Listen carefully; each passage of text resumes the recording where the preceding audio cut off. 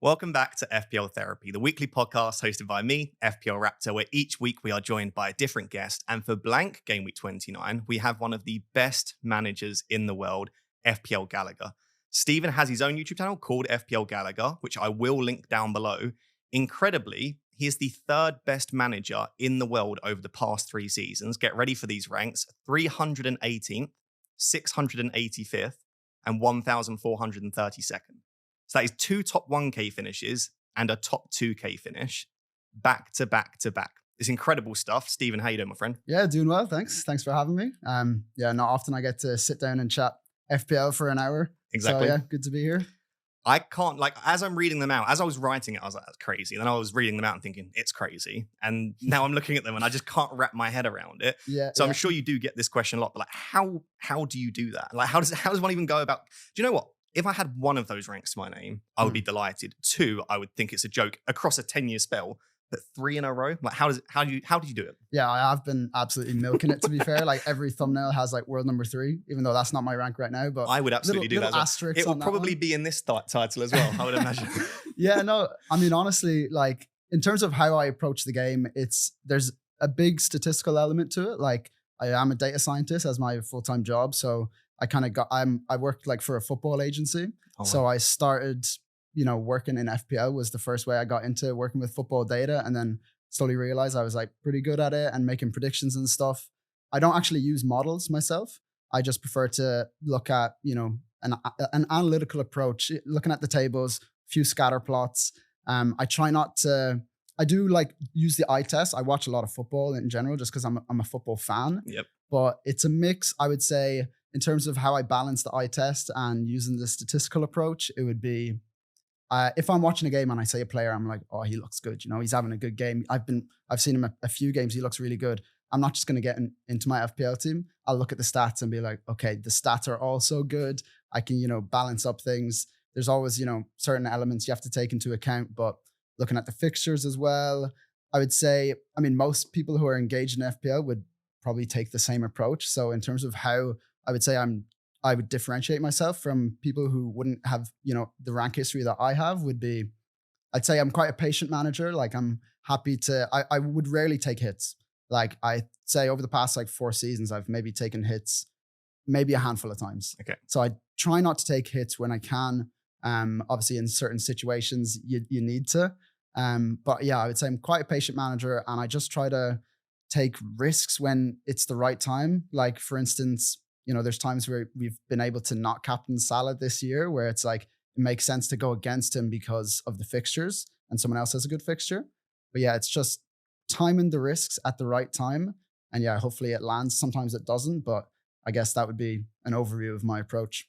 And you're clearly a very good planner, because when you sent me your team, as we'll look at later for Game Week 29, you've got 11 players already. I do, and I know yeah. you're not stacked with free transfers, but I don't know that I've seen a single person with 11 without having made a transfer and not on a free hit. So clearly there's a planning and strategy element that you've got there as well. Yeah. I would say that would be the main thing, like that differentiates a lot of FPL managers from like the really engaged one, is like you have to plan ahead so far. Like, this yourself, like it's all about planning. I already know, like, it usually works out that like I'll make transfer plans for multiple weeks in advance.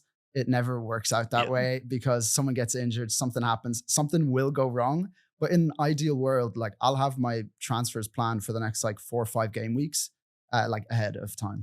Yeah. Like you say, it's nice to know in an ideal world, if everything does go well, this is what I'd want. And then you can adapt that plan. Because I think some people go so far in the other direction that they make a plan of 6 transfers in advance. And even then when stuff goes wrong, they start taking hits just to still execute the same plan. Yeah. So I think you need a plan, but you need to be adaptive and dynamic. It's that fine line. And that's also what I said about like being patient with the plan. Like the amount of times that I'll have a plan at the start of the game week before like any injury news, say like on a Monday, the deadline's on a Saturday. I'm like, oh, I'm doing this transfer.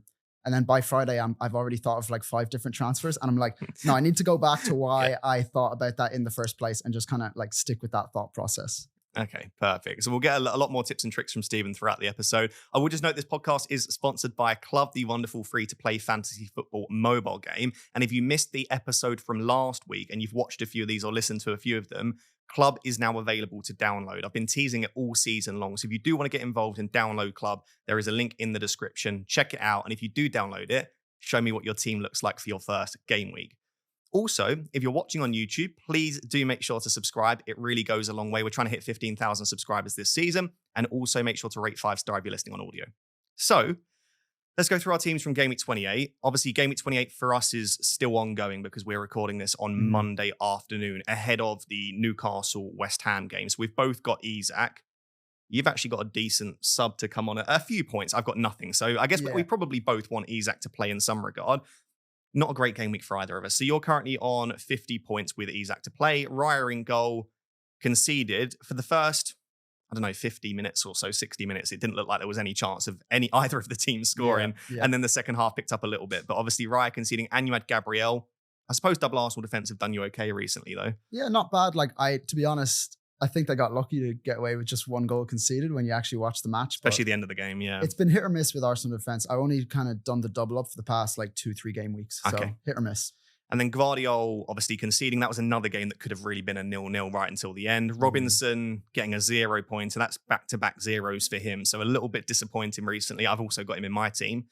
Your midfield was a little bit better. So you had the Salah captain. You got the assist from Cliver. Very unlucky not to also get a goal for Cliver, because he missed a big chance and he had the goal ruled out for offside on Semenyo. So I don't own Cliver, and I feel very lucky that he only got 5 there.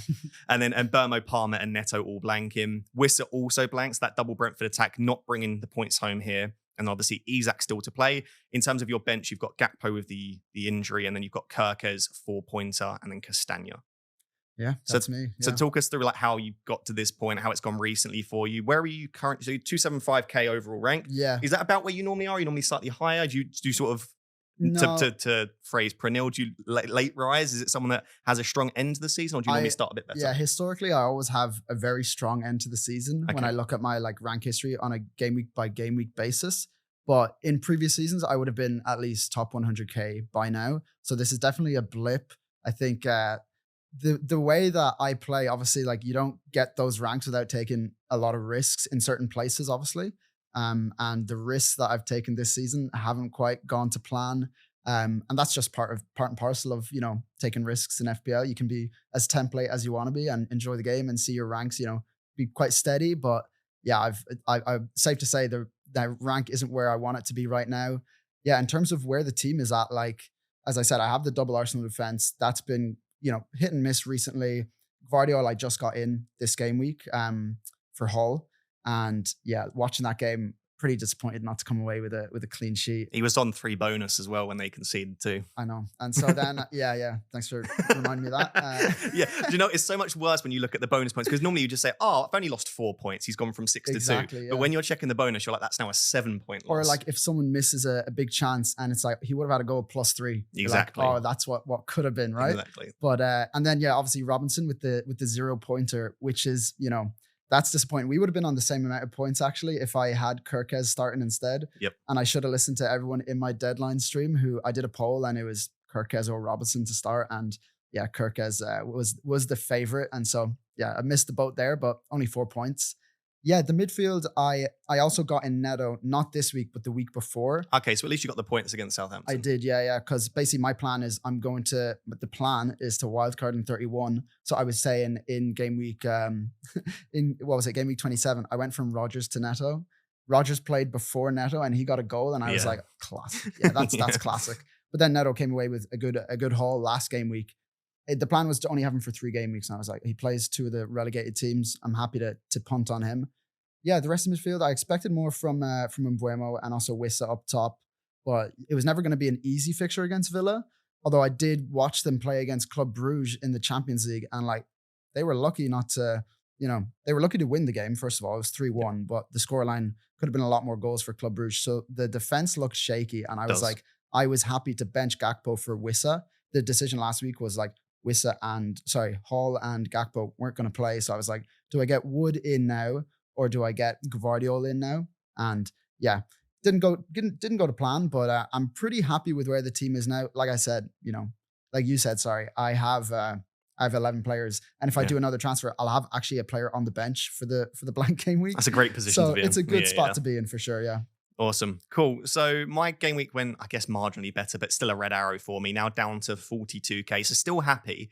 I guess what you have to accept in FPL, like the reason I was doing so well in the lead up to sort of 28, 29, I had a few good greens, is because my team was set up well for those weeks. And I always knew that approaching towards blank 29, my team wasn't going to look good because I had like Munoz, Mateta. I had the double up on Liverpool as well. Like I had players that were good for that little spell, and then we're going to be a little bit trickier going into 29. But I had Pickford in goal. Pickford's been really disappointing, especially as I sold Alisson, who got a few good sort of clean sheets before that. We see the likes of Henderson getting a 10-pointer. So yeah, not impressed with Pickford. And then he plays bloody Liverpool away in 30. So I'm going to just have to accept that hopefully in 29 he can do something. The back line was just carried by Munoz. So Gabriel and Trent, once again, not getting anything here, although they've done okay in recent weeks. And then Munoz, you know what you said about if they score, they'd get 3 bonus. He went one-on-one towards the end of the game, and he really should have scored that one-on-one. Or just cut it back to Ismail Assar, who would have just had a simple tap in. So we were looking at either a 12 or a 15 pointer there, and he comes away with 6. Munoz isn't great for bonus points if he doesn't get an attacking return. No, because he takes a lot of like risky actions. Like he tries to dribble with the ball, he tries to shoot a lot, and these are the sort of things where unless you execute them, you're losing bonus. Whereas when you've got someone like Saliba, he's just passing it sideways. Nice tackles, wins the ball in the air, wins the duels, and gets all the bonus for passing. Munoz doesn't necessarily do that, so he's never great unless he gets an attacking return. But yeah, Munoz 6 was nice. I think I'll be keeping Munoz because I like his fixturing game at 30. The midfield is a bit stinking for 29, but it was okay here. I had Mbeumo for the 2-pointer, Salah 30, Enzo 6 finally got me something after he had 12 chances created in the last 2 weeks. He just he's not really a massive goal threat, but you should have at least had a few more assists, I think, in there. If not, maybe Palmer just finishing the chances. I mean, it always depends on, you never know where he's going to play. Exactly. Like if he's more advanced, you're like, I'm so happy to own Enzo this game, you know? Exactly. And the last 2 weeks, he's played a little bit more advanced, but I wonder if that's to do with the strength of the opposition. Just, he's not playing as a 10. He's still playing in the deeper role, but he's got that license to push a little bit further. But nice to get the return. Another one where he went one-on-one in the final minutes, about 30 seconds left, one-on-one, and missed a big chance. Yes. And that would have been a 14-pointer rather than a 6. So you can't have everything in FPL, but 2 players missing the one-on-ones. And then Palmer 1-pointer, Dango 1-pointer. I knew Dango would be benched. I said all week that Dango would be benched, and so I wasn't massively surprised there. And then Chris Wood with a 2-pointer. Obviously, Mateta still to play. So yeah, both of us, small reds, nothing too much to worry about. And then we move ahead to 29. So the idea for this episode is we're just going to go through all of the games from 28, but with an eye forward to 29, 30. Lots of people will be planning a wildcard in 31. We're both looking at a wildcard in 31. So really, we're viewing it as a block of 2 fixtures, 29 and 30.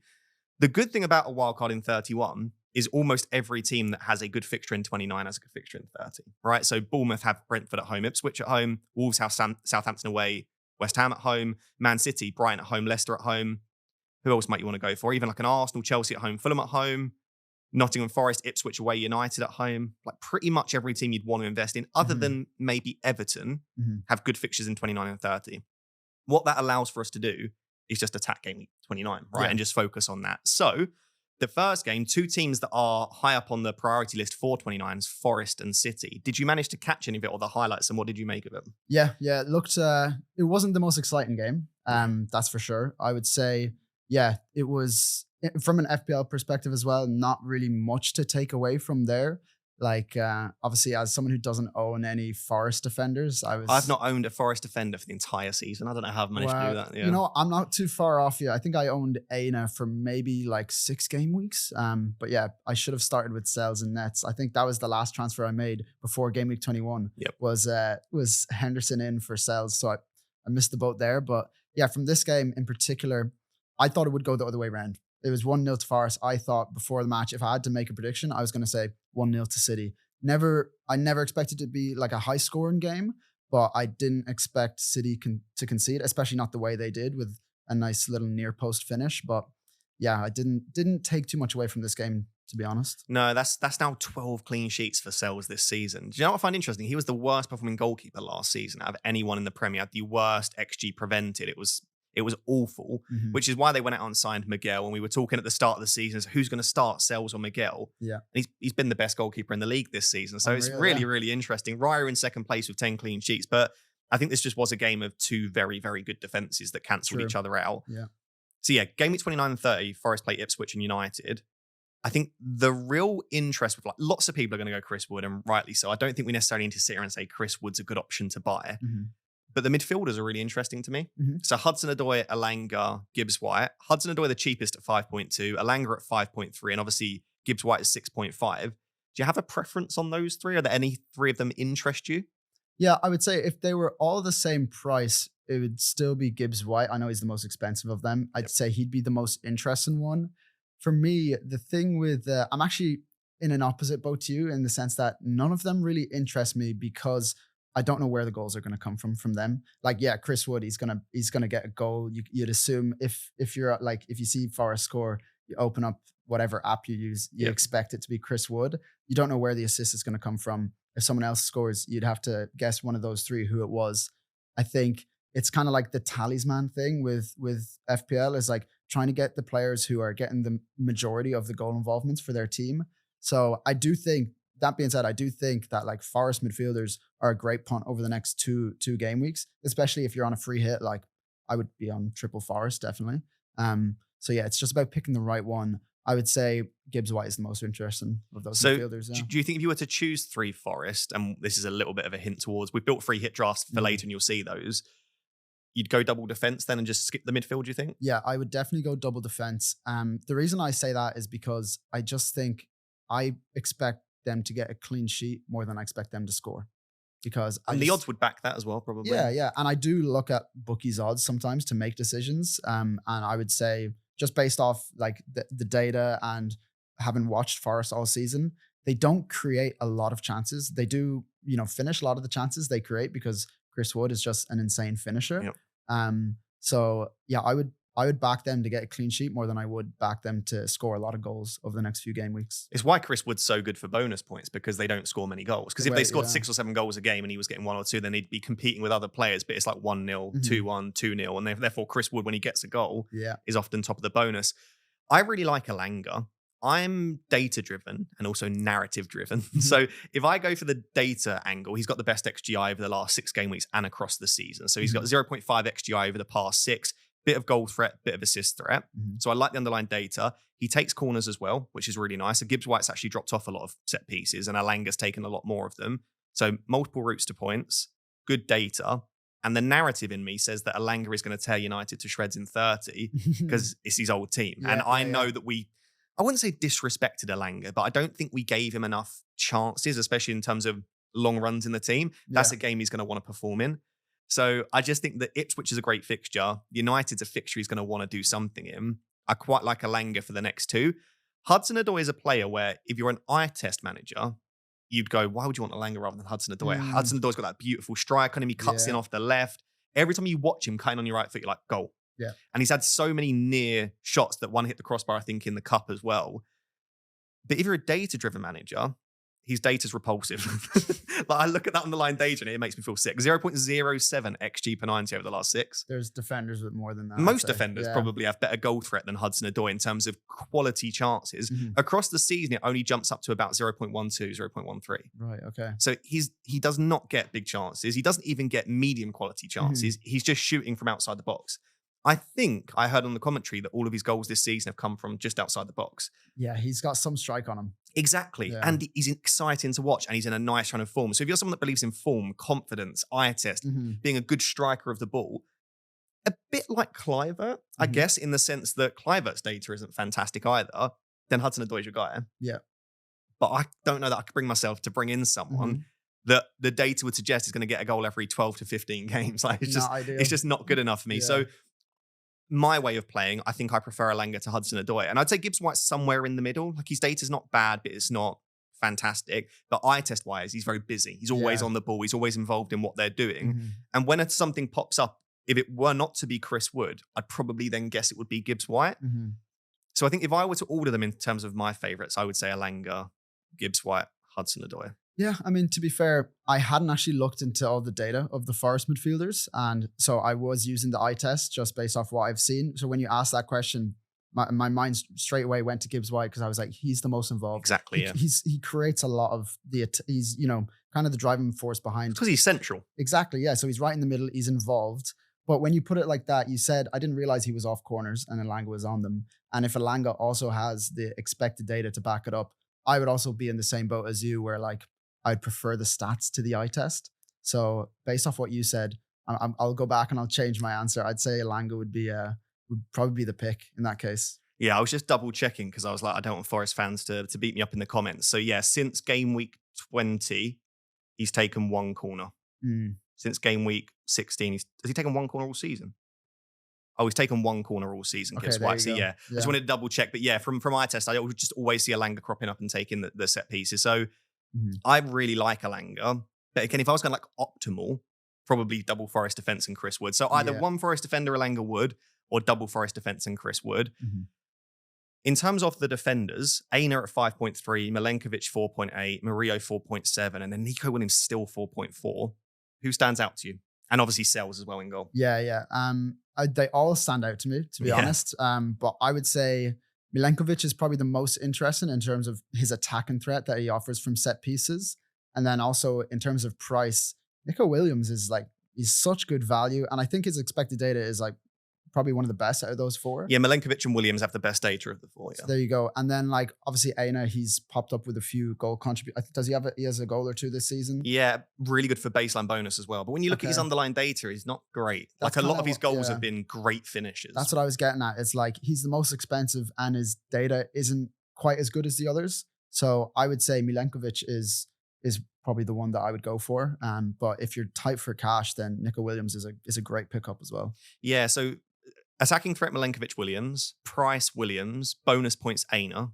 So Maria 15 points are incoming is what we're saying. That's the classic. That's often the way I look at it. I can't remember what it was. In game week 34 last season, Ben White, when he got the 27 points or something like that, I went through and thought, well, Gabriel's got this. He's the most cheap. This player does this. And then I was left and I was like, I'll just go Ben White then. Yeah. And just like tap into that variance of just might as well go for it. Because yes, I think Milenkovic has most attacking threat. Nico Williams is the cheapest. As I said, Aina's got the most bonus points. But in a given week, can Murillo score from a set piece? That's the thing. Like, and he's probably going to be the lowest owned, I'd say. A lot of what we do is like, I'm never expecting my pick to be right this game week. I'm like hoping he'll be the best pick over like 3 to 4 game weeks, maybe 5. So if it doesn't work out the first game week, like say Murillo does come away with a massive Ben White level haul, I'd be like, yeah, I'm not surprised there. But you'd hope that over the next 3 to 4 game weeks, Milenkovic would be the one you'd expect him to get the most points if he was to be involved in a goal for them. A little bit of narrative as well. Milenkovic scored a header against Man United earlier on in the season. It's always good to look at that stuff. And he's very good in the air. So, and Man United are awful from set pieces. So I do think Milenkovic is the standout. On Nico Williams, I think he starts. 90% sure he starts both games, but could Moreno start one? I think if any of those 4 is to miss out in a Premier League game, it probably is Williams. Fair. But he's been so good for them that I don't see it. But I just wanted to say a little bit of caution with him. Yeah. And I think another thing to consider, like not the most important thing to consider always is like what's their ownership. So if you're kind of 50-50 between 2 players, I always back just picking the one that's slightly less owned or significantly less owned because it just gives you that extra chance of getting a big rank gain. And on rank, I don't think you'll gain anything from owning a Forest defender this week because they're already at around 50 to 60%. It's dropped off slightly. Lots of people go out there and buy a Sells or a Milenkovic. I reckon their defensive EO will be like 90%. So even if you get a clean sheet from your Forest player this week, you're probably not gaining much. So it might make sense in some cases to just go completely against, hope that Delap scores a goal, and then you're laughing and then you don't own one. It can always happen. Yeah. Cool. On City then, I don't think they deserve to lose this game necessarily, but they did look a bit like uninterested. They just don't look like they know they can't win the league. They know they probably will get Champions League football, you'd hope or imagine. But they just don't look like they've got any real motivation. The good thing about them, and especially for someone that's gone and bought Gvardiol, defensively they've tightened up. I think Nico Gonzalez has been really good. They're 5th over the season now for expected goals conceded. So they're back up there. The big question is Haaland. Yeah. So you don't own Haaland currently. And you've only got 1 free transfer. I don't, and I have 4. We'll discuss Haaland when we move on to our teams as well. But I'll just throw the question to you. Is it worth going out there and getting Haaland this week, do you think? I think yes. Obviously, he's not been the value that he provides for what he costs. It's not there. Like he's not worth, what is it now? Like 14.7 million. Yep. I would say the output that he has from an FPL perspective, he isn't worth that amount. But you also have to consider like not a lot of people have him now. A lot of people got rid of him. If he does get back into that form, you're just going to shoot up the ranks. And it's very team dependent in the sense that like, would you take hits to get Haaland in? This is like a big question. You have 4 free transfers. So like, I'm sure it's playing on your mind. I'm sure you're probably looking at getting Haaland in, which, you probably should be. But yeah, it's the question of, can you get him into your team without either like taking hits or just like destroying the rest of your attack? Yeah, I always jokingly say a player is in form until they're not, and a player is out of form until they're not. And what I mean by that is the very nature of form is that it is quite a small period of time, right? Because if a player won't be out of form for 3 seasons, that just means they're not very good, right? Yeah. So it means that form is going to change. If they're in form, they won't be in form for very long. And if they're out of form, that probably won't be the case. And we've seen that with the premiums, apart from Salah, who's just been ridiculous all season. Palmer started the season well, then went through a little slow spell. Then he picked it up again. Now he's struggling again. Haaland started the season ridiculously on fire, then was absolutely rubbish. Has shown a couple of signs recently, then he's dropped off again. You can take a risk. And no one is sitting here saying Haaland's in form or we think he's been banging in the goals. Otherwise, it wouldn't be a discussion. We'd just say, go and get him. Yeah. But who knows when he'll then go back into form? And I think in FPL, I mean, I'm not an elite manager by any means, but you can't always be reactive. If you wait until Haaland starts banging in hat-tricks to go and buy him, you've missed the hat-tricks. And at that point, his ownership's going to be sky high. If you see an opportunity to go out there and get a Haaland with back-to-back home games, one including Leicester, at a period of time when he's not playing well, that almost makes it more appealing to me because you are buying into an asset that isn't playing particularly well in the hope that they could possibly turn it around. So it's a bit of a risk, but you are going to have to sell good assets to do it. Like at the very least, you sell one of Palmer and Isak. For lots of people, it's Palmer and Isak. For some, it's Palmer, Isak and Trent. Or you lose Mohamed Salah, who has just broke the record for the most points in a Premier League season with 9 games left. So I'll go through each of the players. Firstly, how do you feel about losing Palmer and Isak as a pairing? So if I think for a lot of people, they can't just sell Palmer or just sell Isak. It's Palmer down to a Semenyo, Kluivert-esque player, and then Isak up to Haaland. If that's for free, do you think that's worth doing? Yeah, that's a good question. I think I'd be willing to sell Palmer. Then it's about Isak. And when you look at, how he's played all season, how, what the fixtures are like coming up, he's got the double coming up. Yep. Obviously, it's team dependent. Like if you're wildcarding in 31, you can just get him back in. But if you have some people bought him really early, like myself, I think I would lose almost $1 million in team value if I sold him. So selling him was never a question for me. I would say I actually probably wouldn't do it just because I think Isak is actually probably better than Haaland. Yep. When you got to weigh up who you're bringing in as well, it's yeah, I'd be happy to sell Palmer for Kluivert right now, even just as a straight swap. Almost, it is kind of ridiculous to say, but he plays Arsenal this week. Kluivert has some nice fixtures coming up, really nice fixtures coming up, and he's in good form. You watch him play, he's playing really well. Palmer, he's obviously, you can see, he's had a dip in form. Maybe it's a confidence thing. Either way, I'd be happy to sell Palmer, but then it's selling Isak. Is Isak just a better asset than Haaland? Price, not even thinking about price. Yeah, when you put it like that, Isak probably is a better asset. If you look at points, if you look at underlying data that's very close, and he is cheaper. So what I will say is I would never in a million years consider selling Isak if you're not wildcarding 31. If you've used your wildcard or you're using it in 34, 35, because from 30 onward, he's got Brentford, Leicester, a double of United at home and Palace at home, then Villa, then Ipswich at home. And he definitely plays in blank game week 34. So there's just no world in which you sell Isak if you're not wildcarding 31. If you're wildcarding 31, what you're saying is you lose him for game week 30 against Brentford at home, which is a good fixture. And then you buy him back in 31 for Leicester, but then you lose, I think it will be 0.4 to 0.5. So I bought him at 8.5 million. He's now 9.4. That means I can sell him for 8.9. If I then want to buy him back in 31 and I buy him back at 9.4, 9.3, you'll lose about 0.4, 0.5 million. Yeah. So I don't think it's easy. But we said last week, the closer you get to game week 38, the less value is important and the more value you place on getting points. Definitely. And if you get to the end of the season, you go, I've got great team value and I can squeeze in all these great players. Where did you finish? 500K. Well, it's well, that doesn't matter then. So at some point, there has to be a mental switch where you switch towards putting more of a priority on points.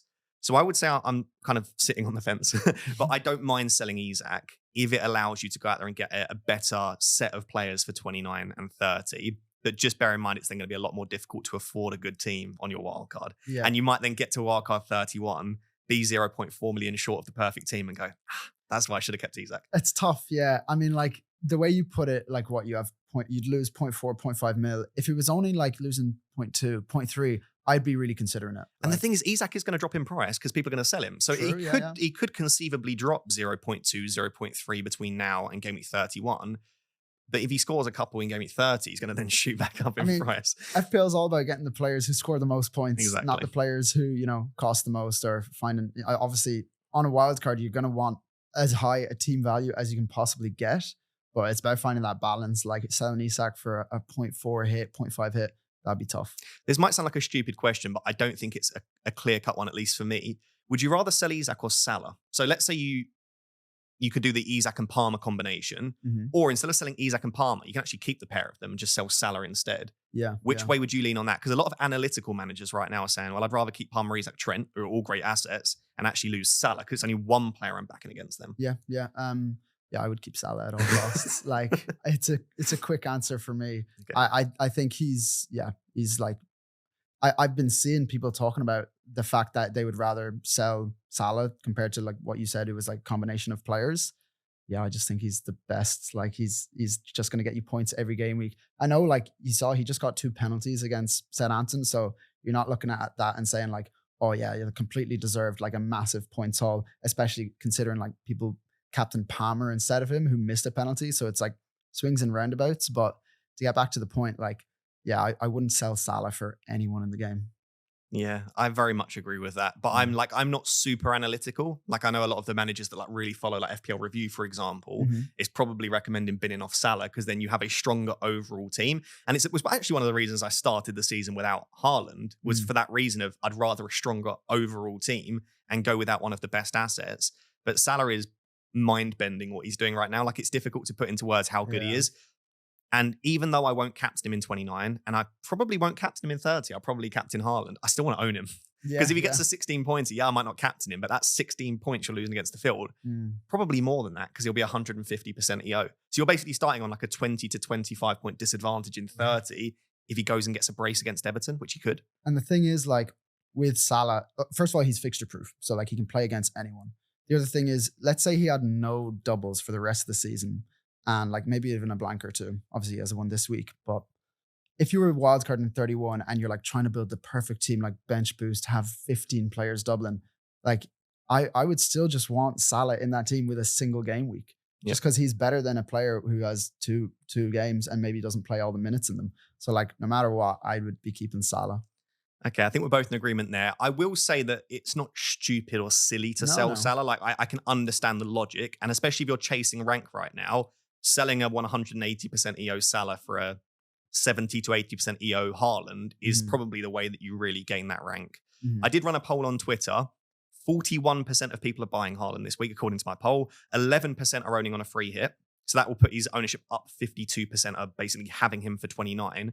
If we imagine that most of those people captain him, I think he'll be getting close to that 100% EO. Yeah. So he's going to be quite highly owned. This isn't a real differential Haaland, but if you are captaining him, you are gaining quite a lot by having him. Yeah, it's like a double-edged sword because you hear that and you're thinking, oh God, I need Haaland in my team now. Oh God, everyone else has him, I need him. But you can also sit there and say, oh, they've all just got an almost 15 million player who maybe isn't worth it. So it's either or, like what side of the coin do you want to flip on? Like, are you happy to not own him and everyone else kind of like not tear apart their teams, but like definitely restructure their teams to get him in? Or are you sitting there saying, I need to get him in because he's going to be highly owned and, I like the fixtures. If I told you that Wood or even Ilson got the same number of points as Haaland in 29, would you be massively shocked? Not at all. No. I reckon Haaland probably gets hopefully somewhere between 9 and 13. Even Ilson and Wood could easily do that. There are so many forwards this week that could match Haaland and midfielders. You don't need him. I will just note that if he only gets 9 to 13 in Game Week 29, I'm seeing that as a success because I'm actually buying him for 30 mainly, which is the Leicester game, right? Yeah. So it's not, you can't tell after 1 week how well your City assets have done. I think really the defenders are also interesting. So as someone that's just bought Gvardiol, what was your reasoning behind that? And do you still think he's the best defender to go out there and buy for 29? I actually don't anymore. Okay. So basically when I bought him, it was, I liked the look of the Forest fixture because I was looking at Forest's, attacking data. And I was like, when I did the transfer, it was Lewis Hall out for one of 3 players. And it was Milenkovic, Aït-Nouri, or Gvardiol. And I actually had exactly the money to get Gvardiol in. So maybe that like played on me subconsciously. I was like, I have 5.9 million. Who should I get? oh, Gvardiol's 5.9 million, I'll get him. It feels like such a shame not to spend all of that money. Yeah, I wouldn't want to have any money left over. So yeah, it was actually really between Milenkovic and Gvardiol towards the end of while I was getting closer to like finishing my analysis. I was like, I want one of these two players. Obviously, the first game week, Milenkovic got the clean sheet, so it is what it is. But essentially, I also was looking at that Leicester fixture. But if I was making a transfer now, I would get Milenkovic because the next two fixtures are really good for Forest, and I could see 2 clean sheets easily over the next 2 games. Yeah, like I probably don't expect a clean sheet against Brighton. Because I've had in my head, I'm definitely getting Gvardiol really attacking, 5 goals this season. Even in this game, he had 0.18 XA. So he's playing really well, and City's defense has improved. But I do predict the result sheet. I'm not predicting Man City to keep a clean sheet against the Brighton team that have won 6 in the last 6, right? So why am I buying Gvardiol then at that stage? I'd rather buy someone like Nuri who has attacking threat, but also a chance for a clean sheet. I actually think Kusanov, probably butchering the pronunciation there, but 5 million, he's interesting. Yeah. A cheaper route in. He's playing like pretty much every available minute now. They've got massive injury concerns. Ake's now out for like 10 to 11 weeks. He could be an interesting route. Yeah. I mean, if you really wanted to get a City defender in, you could go for him. But personally, I just feel like there's other defenses I would like to invest in. How much does he cost? 5 million. Okay. Yeah, like if you couldn't afford Gvardiol, but you wanted a City defender, you could definitely get him in. He seems like the best option to go for. If you can't afford Gvardiol, but yeah, not as much attacking threat as Gvardiol. And at this stage, I'd probably want a Forest defender, unless you already have like double Forest, even like a Forest defender. Maybe you don't want to double up. I would be more than happy to myself. I don't have any. But yeah, I would probably at that stage, if I couldn't afford Gvardiol, I would probably just want a Nottingham Forest defender. Any interest in Marmoush or Foden, or are you just a little bit spooked now given Marmoush is benching in 28? Yeah, that definitely like put me off him a bit, but I'm not like completely spooked by them. Like I actually did own Foden. He was my Saka replacement, which is like one of the only good things I've done this season in terms of like a differential. So I would say, yeah, I was looking like building my wild card and I was like, yeah, I could get 3 City in. Building my free hit. I was like, I could get triple City. Who do I get? I want Haaland. Obviously, he's in there. Gvardiol, that's 2 sorted. Who's my third one going to be? And I was like, it could be Foden. I haven't really liked the look of him recently. It could also be De Bruyne. Like his data is always exceptional, but it's more of like a minutes thing. Is he always going to play the full game? Marmoush got the benching. It's like, it's a bit of a minefield. You can just go for the risky pick and pick any of them. And like, yeah, I'd probably pick Foden if I had to choose a third Man City asset right now. But it's a risky pick, you know, and he's not cheap. Yeah, I mean, Foden's minutes have been brilliant. I'm just seeing how many in a row he started. So he was obviously benched against Spurs, but before that, he started every game since game week 15. His minutes haven't been great, though. It's like 71, 75, 90, 16, 68 against Forest. He could be due another bit of rotation. And with Pep, we know that he makes decisions not necessarily based on fatigue, but based on matchup. And who knows if he thinks that the Brighton game isn't a game for Foden in this situation. So if I was on a free hit, I'd almost definitely have a Foden or a Marmoush. I'd go for it, but I don't know that I'd go out there and buy one right now. Yeah, fair. I think it's a good pick on a free hit, but over like the long term for the rest of the season, or even if you are just wildcarding in 31 and you want like a 2-week punt, I still don't know what I go for a City midfielder myself. Savinho could be an interesting one because when he plays, he's at least got a bit of attacking. I was going to say, you watch him play and you're like, this guy is like Mara's reincarnate. Like he's cheaper at least, 6.2 million, right? He's so attacking. And like, I actually haven't looked at his data, but he seems like one of those players that he has everything it takes to be a top player. He just needs to maybe get that end product. He gets in the right places. He can beat a man like almost no one else in the league. So he's definitely got the ability to, become a top player and a top FPL asset at that. But it's just about getting the output required, Yeah, he started 5 games in a row for City. I don't, when a City player starts like 5 or 6 in a row, I don't know if that makes me feel better or worse. It's like, does that mean that a benching is coming? So true, yeah. Or does it mean that, they're not nailed under City, but are they just so much first choice that they'll continue to start? And you just never know with Pep when that next benching is coming. So yeah, sadly, I wouldn't be looking. Or like you hear him say in the press conference, like, he's the best player in the world. Yeah, as soon as they're getting benched. As soon as he says they're a wonderful human being, I'm like, benched. He used to do that with Alvarez and Foden last year. He's like, wonderful human being. I'm like, benched. Yeah, right, that's not going to happen. My team. But yeah, so we've just spent like 40 minutes doing the first game there, Forest City. But I think they're important. So for Forest, Probably double defense and Chris Wood would be ideal. I also like one defender, Alanga Wood. You don't need 3 assets though, but the next 2 fixtures are there. And then with City, I think in an ideal world, it's probably Haaland and Gvardiol. But I equally don't mind 0 City. Like, Yeah. would I be surprised if Brighton won that game 2-1? No. I mean, the Leicester game in 30 is the real fixture you want them for. Sure. But I don't think you need to break your teams for Erling Haaland if you don't feel it. Yeah, agreed, yeah. Cool. Next game, Brighton 2, Fulham 1. Obviously, we've just spoken about City. Brighton are just looking really good at the moment. I don't think they were great in this game. I don't think they necessarily massively deserved it. Maybe Fulham deserved a draw from this game. But now over the last 10 game weeks, Brighton are second for non-penalty expected goals conceded. Fulham are actually third. These are just 2 really good defenses, Brighton and Fulham. And it's interesting because we're saying we want to go out there and get Haaland to captain. And Brighton are actually one of the best defenses in the league. They've won 6 games on the bounce, 4 in a row in the Premier League. Should we just be avoiding City for that reason? Yeah, it's a good point. It's a good point. Like, you look at their data, you watch them first of all, and you're like, oh, they're a new team. You know, since like the start of the year, like game week 20, they've just been flying. And yeah, it's a good point. Like, do you want to get in players? Are you trying to attack Brighton? You're getting triple City. You're basically saying, I'm attacking Brighton right now for this game week at least. So yeah, it's not necessarily a team I'd want to attack right now. No, and from these 2 teams, I'm not necessarily sure there's someone I'd love to go out there and buy. I mean, João Pedro was obviously on the pitch for his 98th minute penalty. It's not the first time this season he's had a late penalty, but penalty takers are king and players with good minutes are king, right? And if your player is on the pitch and on penalties, you can't really complain about them getting a penalty. That's one of the reasons you pick them. But João Pedro's minutes haven't been that good for a little while now. He's been getting early subs, he's been getting bench-ins. Welbeck was on the bench. So I'm not sure that I'd be buying João Pedro or Welbeck. You've got Minte and Matoma. Matoma's a bit too expensive for what he offers, I think, really. And with Man City, if we're saying that we think Gvardiol could do okay, maybe Kusanov, then I probably don't want to go out there and buy him. Minte's interesting because he's 5 million. I didn't realize how cheap he was. He started 5 in a row, and I feel like he sort of locked down that right wing position. Would you fancy a Minte punt instead of a Hudson-Odoi or a Alanga, or do you just think you wouldn't target City necessarily? Yeah. I wouldn't necessarily target City. Like, when I was looking at building the free hit, I wasn't looking at Brighton players because historically, maybe it's like a subconscious thing. Man City are the best team in the league. Yeah, not this season, but you know that they're a top team and they can turn up on their day against anyone. Brighton's not going to be an easy game. Minta could definitely get in behind and get a goal or 2. It just wasn't something that I really took into consideration, seeing as they were playing Man City. Yeah, I would agree with that. But yeah, I just think if you're really short on funds, you can't get to an Alanga or Hudson-Odoi. We'll actually discuss later 2 cheap Wolves midfielders at 5 million that I like. But Minte's not an awful option if it facilitates a move elsewhere.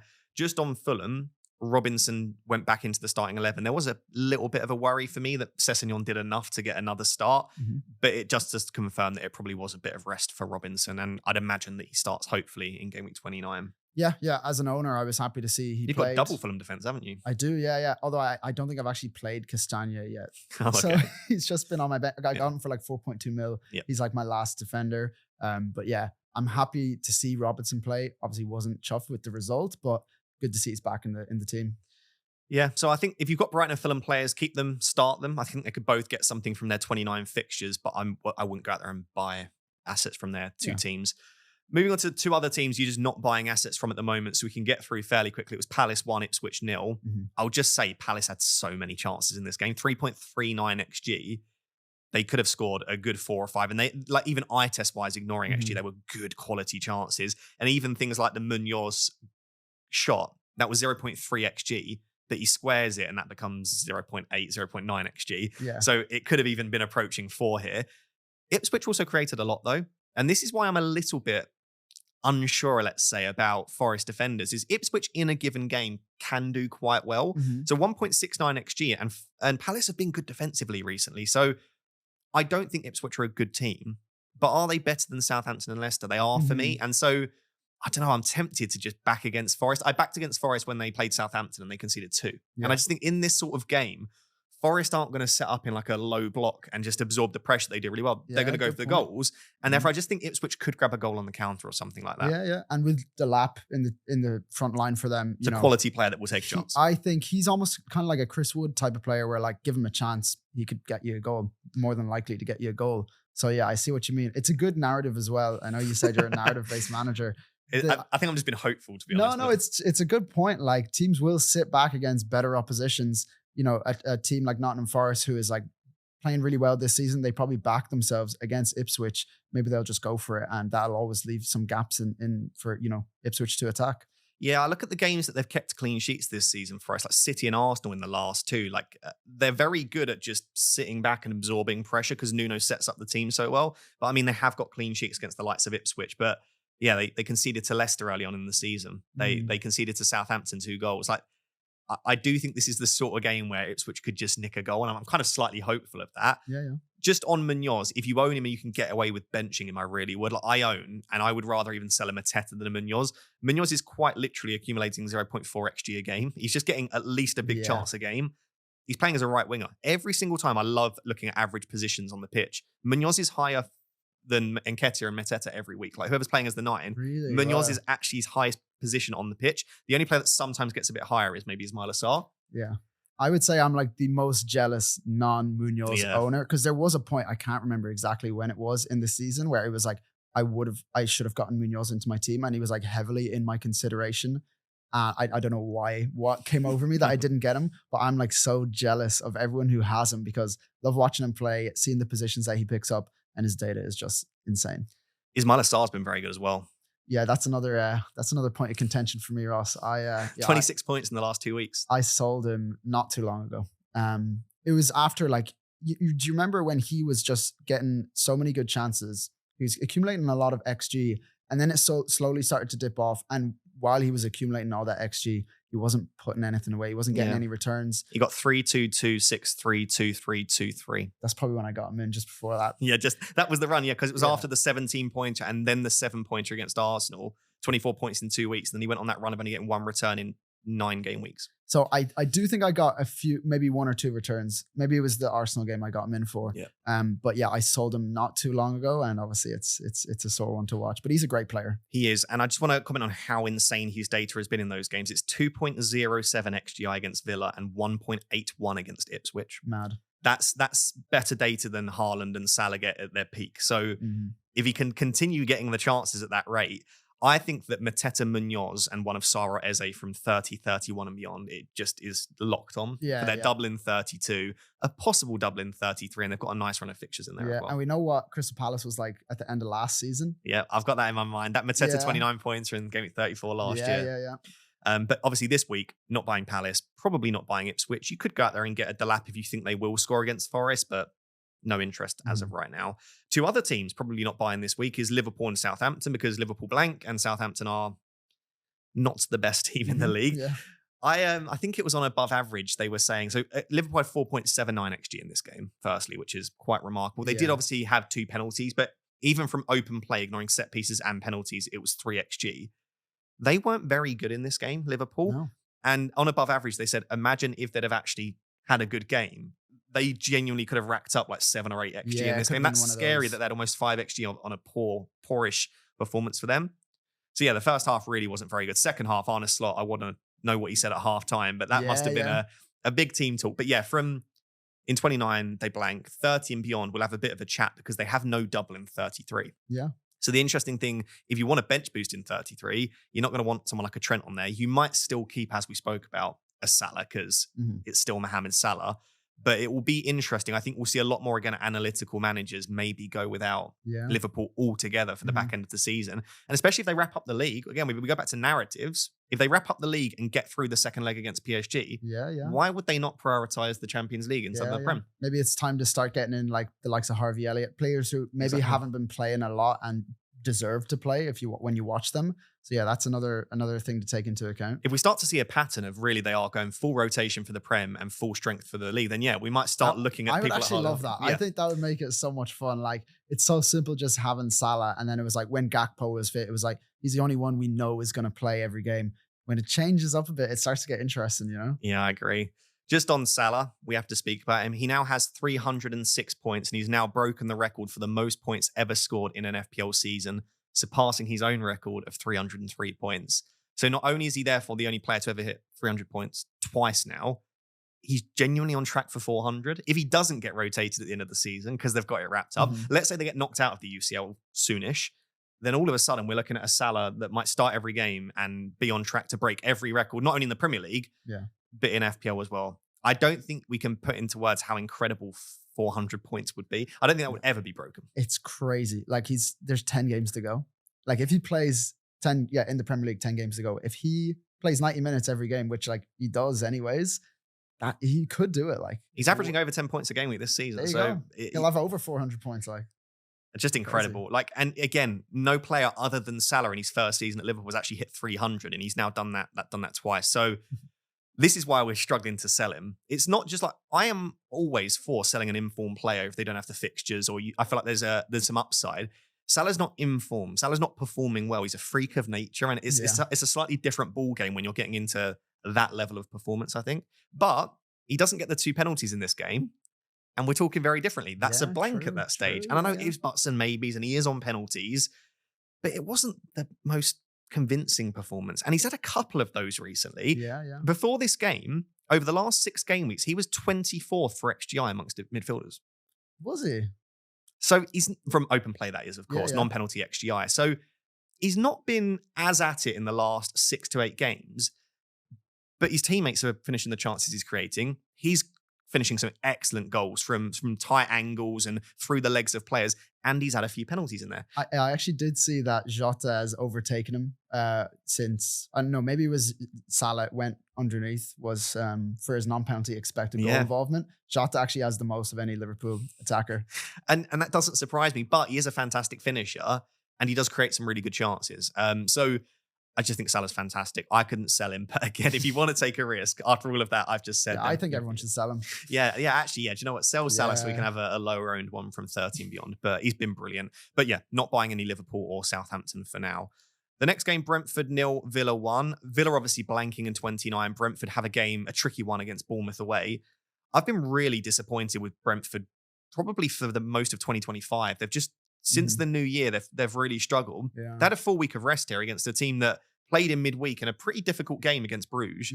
They only managed 0.35 XG from open play at home against, by the way, before this, in the last 10 game weeks, Villa were 3rd worst defense in the league. Right, so your eye test thing that you were saying about Villa look shaky defensively, they have been really bad defensively. Even midweek, they conceded a lot of chances.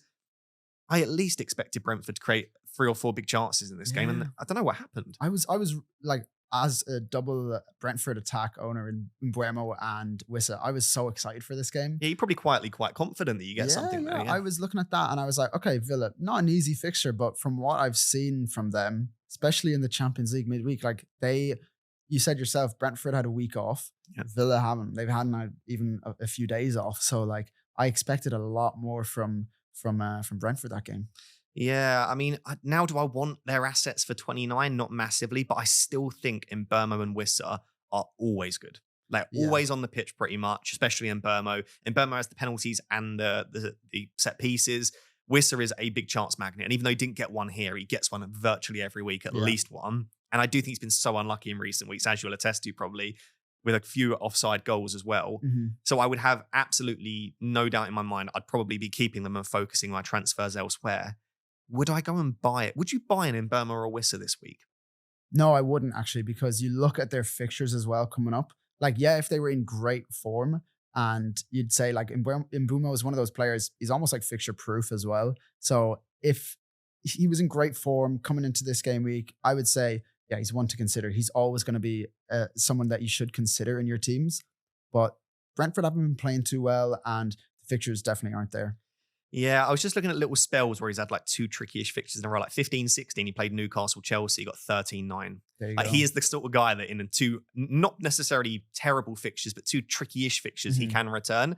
And it's a similar one here, Bournemouth away, Newcastle away. Then he has Chelsea at home. So it's a similar sort of set of games where, he's on penalties and set pieces, and he's a talisman. Of course, he could go out there and get returns. But I don't know that I would go out there and buy them this week. If they had a really good fixture in 30 against an Ipswich or something like that, you say, the Bournemouth game's not great, but they've got that fixture in 30. Exactly. But their run of games now, Bournemouth, Newcastle, Chelsea, Arsenal, Brighton, Forest. 35 onwards, nice. United, Ipswich and Wolves in that period. But I think there's no chance of me having Mbeumo on a 31 wildcard. I can't imagine anyway. Yeah, I'd be happy to go without him as well. Yeah. So I actually think I'd prefer to buy Wissa than Mbeumo this week just due to the price. On Aston Villa, I actually think they're unlucky not to get a little bit more in this game. Rodgers has now had 2 disallowed goals in 2 consecutive weeks. And if you look at them, they're not big offside. They're like millimeters on. It's one of those where if the line was slightly thicker, you'd say, oh, that's on the side all of a sudden. Yeah. And so I'm very fortunate because I sold Rodgers a few weeks ago that he's not had more. And I think if you had Rodgers, you can count yourself a little bit unlucky. Mm-hmm. And Watkins was really good once again. Yeah. Still has the most big chances per 90 of any player in the Premier League this season, which is remarkable. Missed another one-on-one. If you have Watkins, though, he's a sell, I think. Yeah. No, I'd agree. It's just too much money to sit there on the bench, especially if you've got an Isak and a Salah and a Munoz. Like, you look at the other forwards as well. Yeah. From 30 and beyond, we don't really need to talk about this massively now. Villa are going to be really interesting because we think they'll double in 33. And outside of that double, their fixtures are actually really, really nice. Mm-hmm. Watkins is going to be difficult because he's by far and away the best Villa asset to own at the moment. But can you own Watkins and Isak and Salah and Gordon and Eze? And like you start adding up these players, Watkins is going to be a super differential for a period of time where there's a double game week, including a fixture against Southampton in 32. If you can squeeze Watkins in, he's going to be the sort of player that could really shoot you up the ranks. Yeah, and speaking of like planning ahead, like we were talking about earlier, when I got rid of Rodgers, my plan was I'm going to get him back in on the wild card. Yep. So like I do really like the look of those Aston Villa fixtures. I really like Asensio, but he wasn't in the squad due to a small knock. It doesn't sound like it's particularly serious, but I think he could end up being. His minutes have been really good since he's come in, playing in that central 10 role. Took a penalty with Watkins and Rodgers on the pitch. He did, yeah. So I can foresee him being really popular as well. So definitely from 30/31 onwards, I love the look of Villa, but I'd be happy selling them this week to get a better team for 29. Yeah, fair.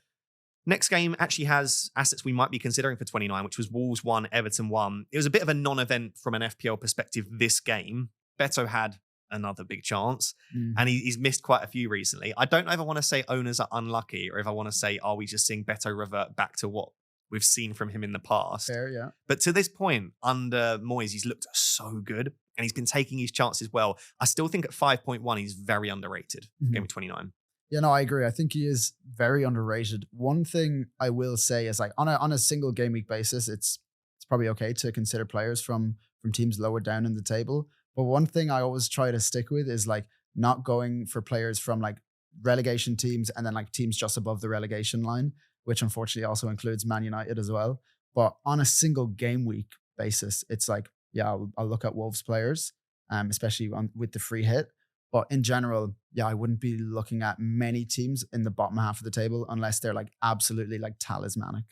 Such a really good point, though. I don't know that I necessarily consider that when I buy players. But yeah, if you can own players that aren't only good but play for a good team, I guess it's that consistency if you know the team will perform week in, week out. And so if they're involved in that attack or defense, then they're likely to a little bit better. I just think at his price, if he facilitates, like if going for Beto as opposed to Wissa allows you to keep Salah and sell Palmer instead, it's a no-brainer for me. Yeah. And one thing I will say about Beto as well, at his price, 5.1 million, that for me is like that 5 million mark is the perfect price for your first bench option. Exactly. So like I had Rodgers there for the whole season up until game week 26, up till game week 27, whatever it was. I'm so happy to have like a 5 million player who I know will play just first on the bench and like start a good few games as well, depending on the fixtures with the rest of the squad. That's a perfect segue into two assets around that price for Wolves then. So Wolves obviously have Southampton and then West Ham at home. They've got Menetzi at 5 million and Bellegarde at 4.9. I'll obviously just note on Menetzi, he came off at halftime. Apparently had a small knock. I think Vitor Pereira said it was not serious and they just wanted to be safe. It was an old injury, he said. So this is obviously something that's aggravated him in the past, might have just cropped up a little bit, but it wasn't a re-injury. It was just something that wasn't quite right there. So do assess that. But in his first 4 appearances, he's averaging 0.64 XG per 90. Wow. That's not XGI, that's XG. So he's got a lot of goal threat. He's essentially playing out of position up top, he makes those sort of late runs into the box, bombs into the box, which is great. I think if he's fit, he probably starts. So Menetzi at 5 million is someone to consider. And I've been really impressed eye test wise with Bellegarde in recent weeks. Same here. Yeah. He's been a bit in and out of the starting 11, but he started the last couple. His minutes seem to be pretty secure. I've spoken to a couple of Wolves fans. They think he probably will start. I would just keep an eye on Bellegarde and Menetzi. It might be one of those where on Thursday or Friday, you have to scour the Wolves forums to just like see who's actually predicted to start. But if they're both fit, I probably expect both of them to start. And they might be another way to free up some funds potentially. I think it would be so ideal for there to be like an obvious Wolves attacker that to replace Cunha because of the fixtures are there. They're so good. But yeah, I agree. Bellegarde definitely like passes the eye test for me. I haven't really looked into his data as much, but he's one of those players that's really good to watch. It's really like okay, like it will hold its own amongst that Gibbs White, for example, or someone like that. So it's not as good as Manetzi, but it's also over a larger sample size we have for Bellegarde. So I don't mind the pair of them. I think if both were to start and both play good minutes, I'd probably go Manetzi. But if we have any doubts, then maybe Bellegarde's the one. But that Southampton game's there to attack. The real interest for me, another cheap asset, is actually Agbadou. So 4 million centre back. He started every game basically since going to Wolves. And then he's come straight back from injury and played 90 in that central centre-back role. And there will be rotation in the right and left centre-back role. So at right centre-back, Doherty's been really, really decent. Sorry if I've butchered the pronunciation there. No. And he's been really good, but there have been suggestions that he doesn't have to play in that right centre-back role. Yeah. And I think the reason we like Doherty is because it's like this, him from the past of playing that right wing-back role where he's bombing forward. Yeah. He's playing right centre-back now, so he doesn't carry that Not attacking quite the threat. same. So Agbadou at 4 million is almost definitely going to start the next 2 games. I have no real issue with him. I mean, he's not shown much attacking threat. He's a big boy though. So you never know if he might throw himself at a corner or something like that. So I have looked at a series of transfers, which we'll discuss when we move on to my team, where going Trent to Agbadou frees up the funds to get Bruno for like Dango or something like that in my team. Yeah. And then that looks really interesting to me. So any interest there, or do you think you would just go for 8 Nuri and try and find the extra funds? Yeah, when I looked at the Wolves defenders, especially on the free hit, I was looking at Aït-Nouri and Semedo just because of the formation they played, the 3-4-3. Semedo's very underrated as an option, I think. Yeah. I've been talking about him the past few game weeks on my channel, and he's picked up an assist there. But like, yeah, I'd say just because of the formation, not many teams really play with those wing backs to that extent. Maybe like Fulham as well when they do play the 3-4-3. But yeah, I would say I hadn't actually looked at Agbadou. I think at that price, someone who plays 90 minutes, 4 million, it's you have to look at them at that stage, you know? It's always worth considering. It enables you to get other players in your team. Exactly. So is Semedo 4.5? Is that what he's at right now? Semedo 4.5. Yeah. So I think if you can't get to Aït-Nouri, Agbadou at 4 or Semedo at 4.5 are both good options if you still want to back the Wolves defense. I've had this narrative, talking about narratives, about Aït-Nouri having less attacking threat since Vitor Pereira took over, because that's what the eye test tells me. And I was convinced that his data has dropped off. So I was preparing the stats for this episode to get ready to say that his attacking threat's dropped off. It's not dropped off. It's basically identical. So from Gameweek 1 to 16, he was 20th out of defenders for XGI, which wasn't actually as high as I thought.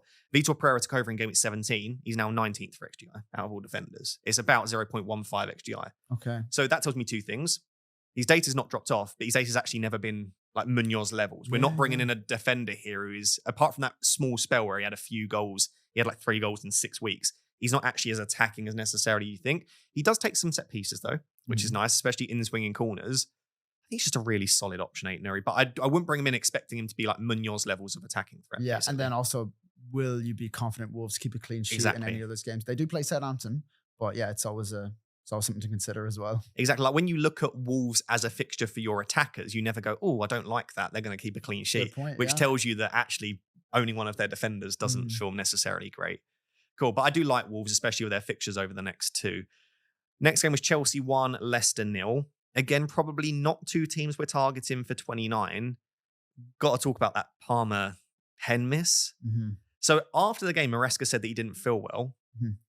I don't want to say Maresca's lying, but I do wonder, is it just protecting a player that was dropped a stinker and is really struggling, or did he genuinely not feel well? But that's Palmer's first penalty miss for Chelsea.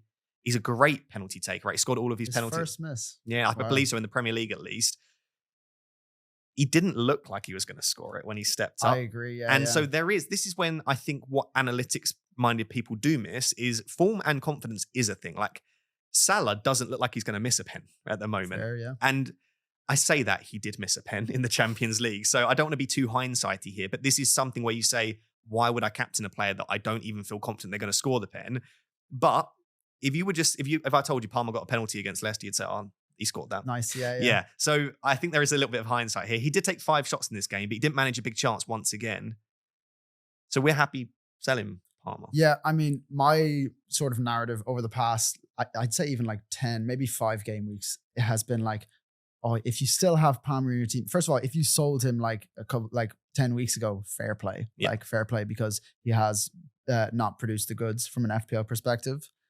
The narrative I was saying was like, hold him. He's got Southampton and Leicester both at home. It like consecutive game weeks. Hold Palmer for that, which is what I did myself.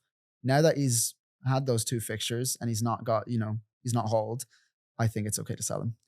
I do have a little bit of, I guess it's sunk cost, but also, again, going off narratives, it just feels like he's going to score against Arsenal, doesn't it? Like, it feels like everyone's going to offload him, bring in Haaland and captain him. He's going to blank and Palmer's going to, And Bruno's just scored against Arsenal. So it is possible for a talismanic number 10 to grab a goal against Arsenal. They're a great defense, but they're not invincible in their defense. So I think Palmer is a fine sell, but he's such a good player that I do truly think that keeping him also isn't a terrible idea. Yeah. Lots of us will own, you've got Neto, I've got Enzo. How do you feel about keeping them for 29 and 30? Because 30, they've got Spurs, which is a great fixture. But 29 is Arsenal away. Are you looking at potentially moving Neto on, or are you happy having him for the next 2? So I'm in a really difficult spot where I've got double Arsenal defense and double Chelsea attack. So it's like, what do I want from this game? Yeah, exactly. I was even thinking, because I said as well, I've right now, before even making my free transfer, I can get up to 12 players for the blank game week. Might even bench Neto for that. Okay. Like if I'm backing, it's either I bench Neto or Gabriel. Who am I backing to get a clean sheet or for Neto to score? So yeah, I'm in a really tricky spot, and I haven't quite decided what I'm going to do yet, but I'll probably just end up playing Neto against the Arsenal defense and just hedging the bets that if Chelsea do score, hopefully it's Palmer and Neto combining. Yeah. And if they don't, it means hopefully that Arsenal got a double clean sheet for me. I think if you can sell them for free and you've already in a position like Stephen where like your team looks amazing, then great. But I don't know if I'd be taking -4 hits to remove someone like a Neto or an Nkunku this week. I agree. Yeah. They play. If you're taking -4s to like get people out who are, they're going to get you 2 points this game week. Yep. Yeah. The only other player to mention, I suppose, is Cucurella, who's now got back-to-back 15 pointers. I feel great because I recommended him quite heavily ahead of those 2. 30 points in 2 game weeks. It's incredible stuff. But when you watch Chelsea, it's not even lucky. Like Cucurella is playing slightly more advanced than Enzo Fernandez. He's basically playing as a left 10 at points. On my 31 wildcard, there is a world in which I free hit 33 rather than 34. And Chelsea play Everton in the blank game week 34. If I'm on that strategy, Cucurella is a serious option on wildcard 31. And it might just give me a little bit of Chelsea coverage if I can't afford Cole Palmer. Have you watched the games recently? Like, it's incredible how far forward he's playing. Yeah. I've not been like shilling him as much as you might have been, but I have been saying like, if you have Cucurella, hold him. I wasn't necessarily saying to buy him. I should have been looking back, but yeah, he's been getting really forward. The Cucurella like resurgence since the Euros has been redemption incredible. Arc, isn't it? It's amazing to see. So yeah, because he was so good at Brighton as well. Exactly. So yeah, it's one of those where, yeah, I think he's definitely one to consider if you're wildcarding in the upcoming game weeks. Cool. But again, probably not buying Chelsea or Leicester assets this week, I don't think. Definitely not, no. Spurs Bournemouth was the next game, so 2 games left, and then we'll get into some free hit drafts, which we're excited to look at. So it was Spurs 2, Bournemouth 2. I do love above average. If you've not checked out above average FPL, our friends Baker and Adam, they're brilliant. And they record on a Sunday evening, normally a live stream. And I love tuning into that before FPL Therapy. And they cracked me up. They're both Spurs fans. They said that they essentially gave Bournemouth a 1xG start. And if you look at the XG plot, it was literally one of their XG came in the first like few minutes of the game. They did the same against Ipswich. Look, I remember Delap had three shots in the opening 6 minutes. Spurs start the games so badly. And if your opponent takes advantage of that, they're done. But lots of opponents don't. Even if you ignore that opening 10 minutes, though, Bournemouth were great. They almost created 3xG across this game. Yeah. They're just performing at an incredibly good level. I actually think arguably the most interesting asset for me is Ivan Ilson, who's come straight back into the 11, playing really well. Did you see his goal? Yes, I was at the game. Oh, you were? Yeah, of course. So I guess what did you make of this game then? I mean, you always get a slightly different perspective when you're in the ground. And I was in the Spurs section, and I think the general feeling was like, we got lucky this game. The result wasn't really. I think Bournemouth should have got a win there. Yeah, they looked really good. Evanilson looked everything he did was great. Like his hold up play, just from a like non FPL perspective. Brilliant footballer. Really enjoyed watching him. He play. looks worth the money, which is crazy because I think they spent like 50-60 million on him, but he looks worth it. It sounded mad at the time, but yeah, he was really good. I was really impressed with him. And Bournemouth attack is just really nice. It's really fun to watch. As a Kluivert owner, I was hoping for more like from that game because he played really well. He was probably the best player on the pitch for me. I think that Bournemouth should have came away with a few more points there than they did, but really impressed with them from an FPL perspective and their attack. It's just about who to get along with Kluivert. I think Evanilson is one to consider. Yeah, so he had 0.9 XG in this game. Only 70 minutes. I don't think he's going to get 90 because they've got Sinistera, Brooks, Dango coming off the bench. So I don't think he'll get 90 even once he's fully fit. Would you still consider a player that's playing for a great team with Brentford and Ipswich at home in the next two, or would you rather bring in a player you know will get 90? It's a good point because one thing I always think about is like all the data I look at is like XG per 90. They're not getting per 90. It's not XG per 70. You know, yeah, it's like exactly, you're missing a portion of what you're expecting him to do. But I actually do think with forwards, you know, it's almost they know that they're going to come off in the 70th minute, so they know they really have to get the goods. Yep. And yeah, I guess you are missing off on those 20 minutes, but you know he's going to be fresh the next week. You know, they're just trying to keep him away from injury. I think it's not necessarily as bad a thing in most cases. You wouldn't want like a more expensive player to be coming off in the 70th minute every game. But for someone at his price, I can't actually remember what his price is exactly. I think it's 5.6. Yeah, 5.6 million. Yeah, I still think he's worth considering. So obviously, Evanilson starting looking good. Tavernier starting getting the goal. Doesn't look great for Dango, but you seem to be of the opinion that he could be getting okay minutes in maybe 29, 30. So I'll let you do the pro Dango propaganda and then I'll explain why I'm a little bit more worried. But you think there's a chance he gets minutes? So just based off what I saw was like Semenyo did come off injured and I put him in my free hit team, which you guys will see. But it was more a thing of like placeholder Bournemouth mid. Okay. Where I was like, I think if we know like Semenyo will start, then I expect Dango not to start. It's more about Semenyo's fitness. Like I want to have, if I was free hitting, I would want two Bournemouth attackers, whether one of them is Evanilson, one of them is definitely going to be Kluivert if I was free hitting, but I'd want another one. And just the way that I lined up my forwards, I had a double, Bournemouth mid. So Dango, I don't necessarily think he'll start. I don't have like any insider information, but I would want either Semenyo or Dango in that position. Yeah, so I'm strongly of the opinion he doesn't start in 29 because I think Semenyo will be fine. I think Semenyo had cramp was the rumours, although he was clutching his hamstring, so it might not have been cramp. He also should have been probably sent off. He was on a yellow card, and it looked genuinely like he was trying to get sent off. So I think he would probably need the naughty books of Iraola there, but he got brought off before the red card, so he only got a yellow. I just think Semenyo will start, and I think if Semenyo doesn't start, Dango seems to be second choice 9 instead of Evanilson. So I even wonder, could Sinistera or Brooks start if Semenyo weren't to? So I don't think Dango starts 29. However, Gameweek 30 is really interesting as it's only a few days after the Man City quarterfinal. So if we don't think Dango's first choice, then Dango shouldn't start the quarterfinal against Man City. Then you've got Ipswich at home 3 days later. Do you see a bit of rotation for Bournemouth? Probably. It's a good fixture to do it. Because I think that then after that I think they've got a Premier League game a few days after that. Is it West Ham? I need to double check that. Yeah, West Ham a few days after that. So it's a midweek game essentially. You probably are going to see a bit of rotation. So could then, if Dango isn't first choice, he start the Ipswich game, yes. But if he does that, that means then Evanilson might not start the Ipswich game. Yeah, tricky. So it is a little bit trickier to buy Evanilson and sell Dango when we don't know exactly what will happen in 30. The only thing that throws a spanner in the works is Kirkes is suspended for the quarterfinal. Okay. Not for the Premier League, I should note. He's fine for the Premier League, but he's suspended for the quarterfinal against Man City.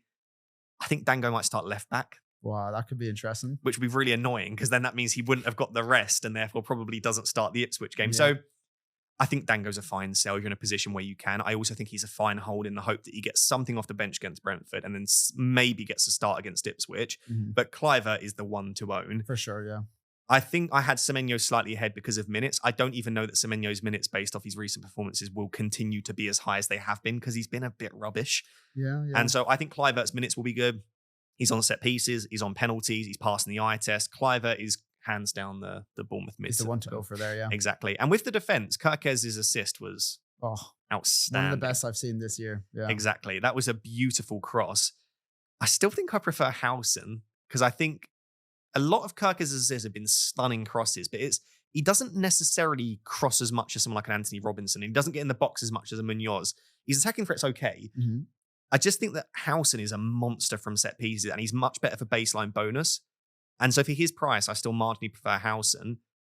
But for the next two fixtures, I don't mind buying either of them. Really. Yeah, it's one of those things where it's like, if they were the same price, you'd probably want Kirkhouse. But if they were the same price, you'd have a decision to make. Let's put it that way. Because Huijsen is cheaper, then you're like, okay, yeah, I'll go for him because he's cheaper and it's almost like a 50-50. Yeah. Yeah. I think cheap midfielders-wise, Kluivert's the one to buy.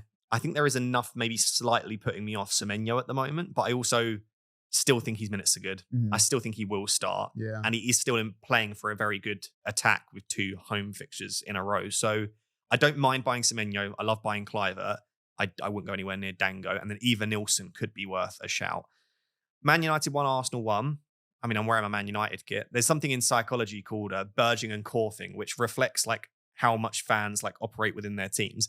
Burging is basking in reflective glory, which basically means if your team wins, you say things like we and ow, and you're more likely to wear the jersey. And coughing is cutting off reflective failure, which basically means when your team loses, you're more likely to say things like they. You're more likely to say things like Manchester United rather than we, and you're less likely to wear the jersey. So it's actually quite a famous study in social psychology and sports psychology looking at the role of fandom.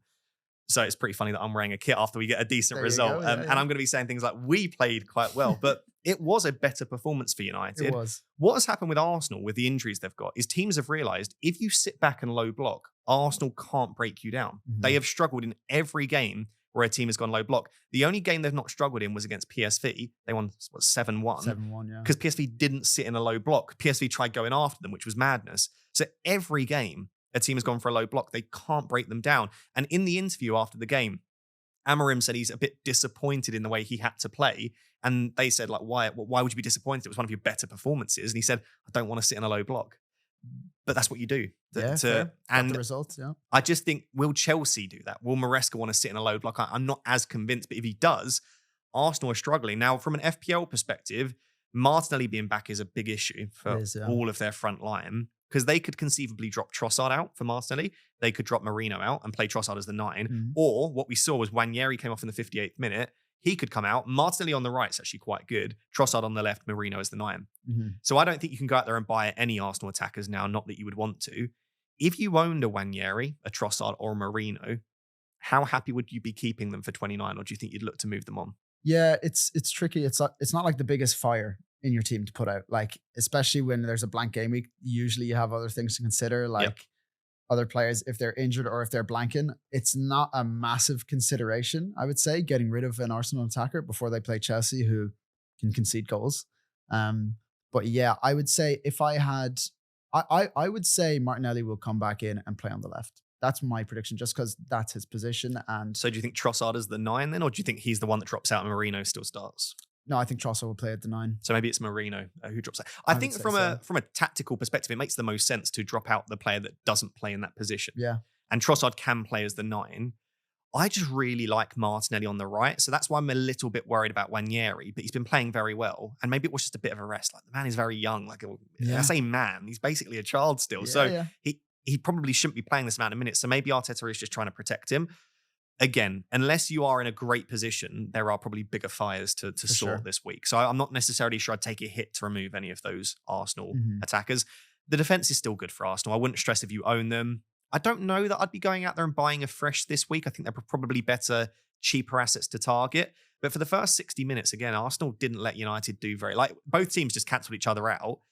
I don't know what happened to Arsenal in the final 30 minutes, but I've not seen them fall apart like that defensively ever, it or was at least quite this season. Significant. Like, Man United just started getting loads of chances, and like if it wasn't for Raya, would have won the game for sure. Yeah, Declan Rice said in his post-match press conference it was stupid. Like, he was quite angry at the team, and it's just not something Arsenal do, where they just lose concentration. United did pick it up a little bit, but we could have scored 3 goals in the final 20 minutes. Exactly, yeah, exactly. We where's the badge? We could have done that, but it was nice to see us creating chances. And it was weird that it was against Arsenal in a game where we actually created some stuff. Yeah. Mazraoui was brilliant in this game. Like, I watched it, and he's not the best going forward, Mazraoui. I think he's actually probably best at right centre back in this current system, but he was playing that right wing back role and playing it very well. He'd be an interesting person to have on your, I think he's like 4.2 or 4.3 million he's dropped down He's to now. one of those players where like I said before, I watch the game and I'm like, whoa, this guy's playing really well. Yeah. Let me look at his data and then I'll back it up. Yeah, I think he's he passes the eye test for sure. 4.3 million. So again, if you need a cheap asset, I think he starts. Now, he didn't start against Ipswich, but other than that, he started every league game since game week 16. Mm-hmm. The only thing is he can play as a right or left centre back. I was going to say the same. So yeah. if you're buying him knowing that he doesn't necessarily definitely start as a right wing back. But I also think there's a chance he does, and it's Leicester. So would I go and buy a United defender? I wouldn't. But if you want to take a little bit of a risk, you could go there. Yeah. Also, a small shout out to Aiden Heaven.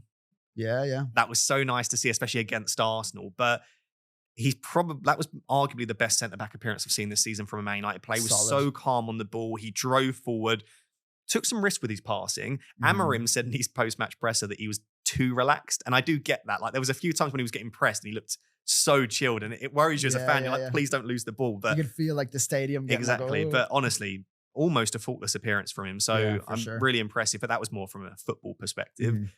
Final player to discuss is Bruno Fernandes. What do you make of Bruno? I think he's Man United's best player. I think he is probably the only FPL asset I would consider from Man United, just because he is that guy for them. Like he will, like I said with Chris Wood, you see Nottingham Forest score, you open up, you expect it to be Chris Wood. Same with Bruno Fernandes, whether it's an assist or a goal, you expect it to be him. Exactly. It's just the price is tricky. You know, it's the price. Like if he was cheaper, which I think they priced him, correctly at the start of the season in terms of what we expected him to do. But yeah, it's just he's a tricky price point now. Like I say, like if you sell Isak and Palmer, you might be able to get to Haaland and Bruno, for example, but then you have to sell Isak, or you have to downgrade Trent all the way to like we'll discuss in a second, like a Cresswell at 3.9. There are ways to get Bruno in for your cheap mid, but for most people, they just don't have that price point there. I think if you do, he's arguably like the third or fourth best captaincy option in 29. Like I think probably Haaland and Wood are probably up there, but after that, maybe a Cliver, but Fernandes is right there. He might play as the number 8. He could play as the number 10. I don't think it matters with him because he's still creating all of the chances. He still arrives in the box. He's still on set pieces. He's still on penalties, takes some corners.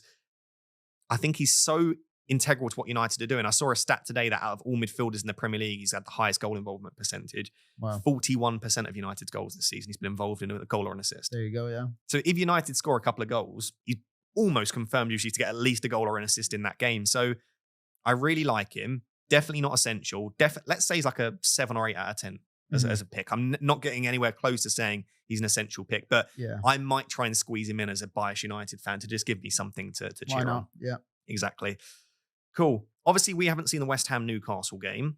Give us a prediction. We're going to look like idiots because this will go live after the game, so we're guaranteed to get this wrong. But how do you see this game going? I might just say something mad like 4-2 or something, to I would say Newcastle. I was going to say, if you say West Ham, that would be definitely mad. It's actually not that mad a prediction. I just think a high score line is less likely. But yeah, I as an Isak owner, I would love if it was 4-2 and he scored all 4. I'd love him to play first because there are some doubts, aren't there? There's always that. Yeah. I will just note, if he is out of this game and he looks like he has an injury, which I don't think, apparently he's been in training, he becomes a sell. Yes. But if he's fit and available, then it becomes a bit harder for the reasons we said. Yeah, it's tricky. Like, I agree, but at the same time, is he a sell if you weren't planning on selling him anyways? Like, in the sense that he's blanking, so you probably prepared for him to be on your bench. Exactly, because game week 30 is a while away now, right? We've got like 2.5 weeks between 29 and 30, so by that time he might be back anyway. Yeah, you'd hope so. Yeah. Exactly. So yeah, just keep your eye on that. I will just note one player from West Ham I just mentioned that I would keep an eye on, other than obviously Jared Bowen, Wan-Bissaka, is Aaron Cresswell. If he starts tonight, it's 3.9 million. And he offers a route. Like, I've looked at a set of transfers involving Cresswell, which, like I said, allows Bruno in for my team.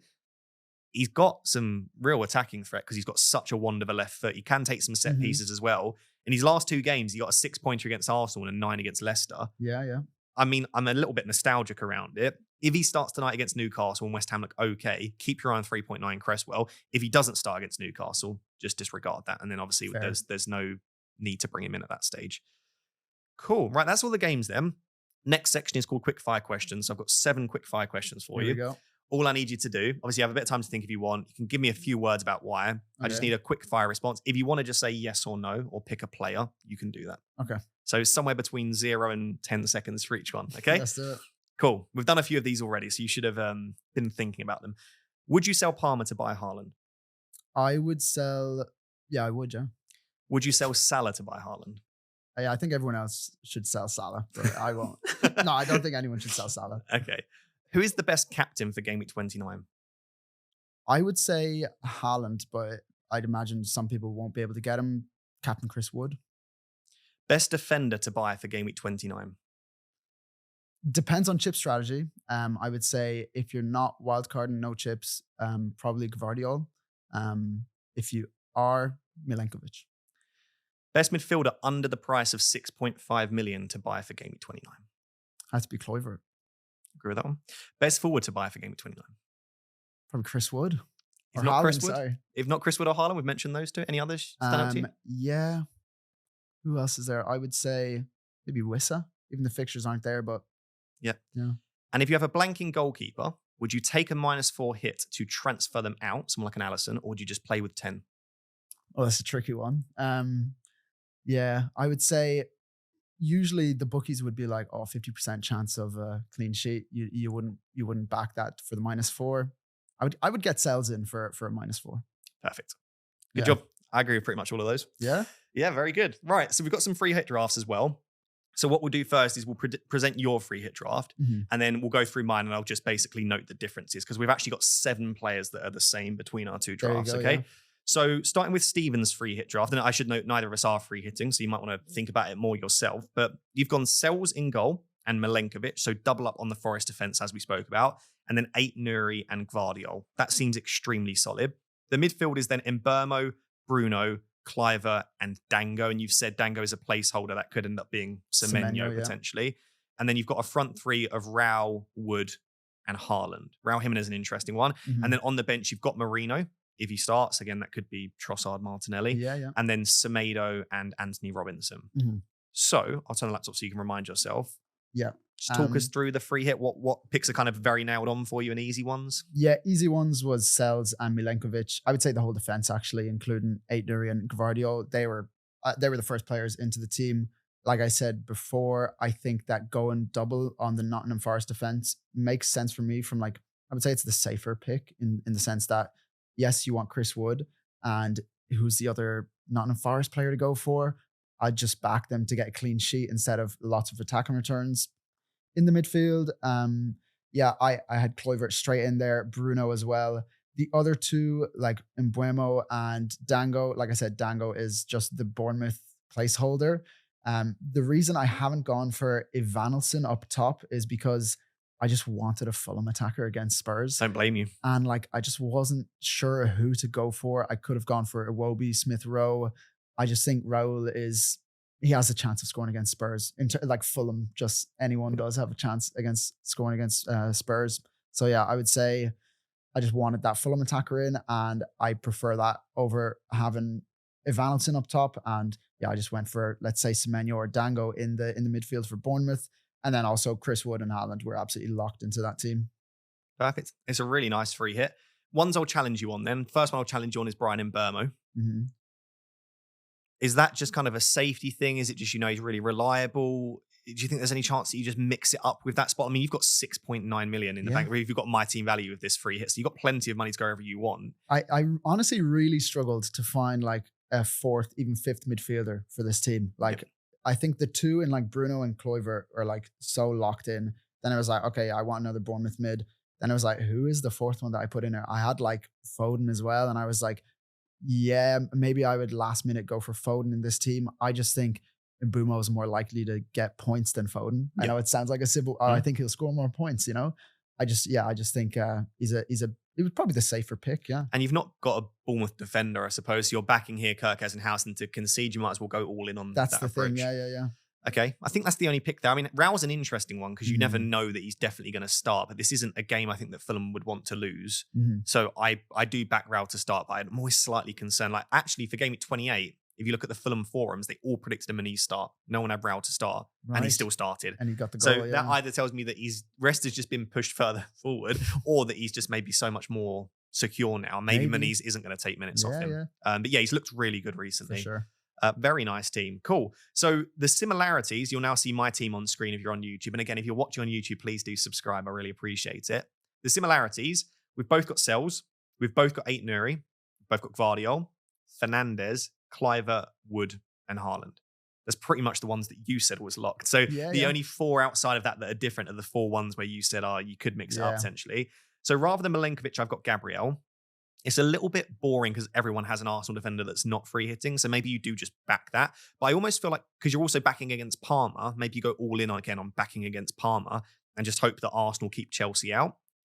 The other reason is I really like Elanga. So rather than double Forest defense, I've gone Gabriel. And then instead of a second Bournemouth midfielder, I've gone for Elanga in that spot.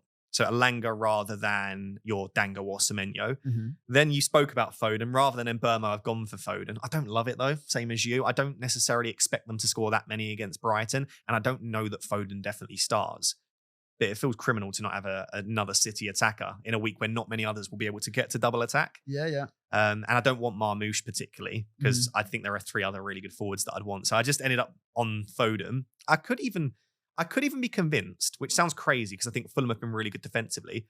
I could even be convinced to go for a Heung-min Son. Yes, But he's not started the last 2 games. But in the 2 games when he's come off the bench, he's been really good. So he's really good, he's due to get back into that starting 11. And you have the budget. Exactly. Even in this, I've got 4 million in the bank. So it could even be like a Heung-min Son punt in there. But yeah, for now, it's Foden, Fernandes, Kluivert, Elanga. And then the other difference between our 2 teams is rather than Rao, I've got Evanilson. Because I don't have the Bournemouth mid. But when I look at then how similar our teams are, we've still both got double Bournemouth attack. I've just basically got an Elanga and an Evanilson in there rather than Dango and Rao. So they're very similar teams, and 7 are pretty nailed on. Any players that you think we've failed to mention there that might be spicy on a free hit? Because we've obviously chosen 7 of the same players. Is there anyone that you think keep an eye out for? Yeah, maybe like other. I know I said I wanted one Fulham player, maybe another Fulham mid, like not really ones that I think people are considering this week because they play Spurs, but like they could definitely score goals against Spurs. Absolutely, yeah. I think also Menetzi and Bellegarde rather than Elanga and Dango if you want to go all in on the Southampton fixture. I should have also said, like, if there was an obvious Wolves attacker to go for this game week, like, get them in. Like, Strand Larson hasn't really been discussed as well. Oh yeah, we haven't even mentioned him once. Yeah. I just don't feel Strand Larson particularly. How many minutes did he get? Just double check this because I didn't watch the Everton Wolves game actually. 73 minutes. That's probably what you would expect him to get. I think he will start now, especially in the absence of Cunha, but not getting 90, not definitely on penalties. And in a Wolves attack which has lost Cunha, I think if I'm going to go for an attacker, I'd rather go for Bellegarde. That's a good point about them losing Cunha. Yeah, like how much will that affect their attack? We've not seen enough games to know that for sure. Cool. I think they're good free hit drafts, though. Let us know if you're on your free hit, how and where you differ. But one thing I will note is you're probably going to have lots of money. I haven't built a single draft personally where I'm lacking the funds. Jared Bowen actually is another player which could be an option potentially, especially if you've not got a Jordan Pickford in goal.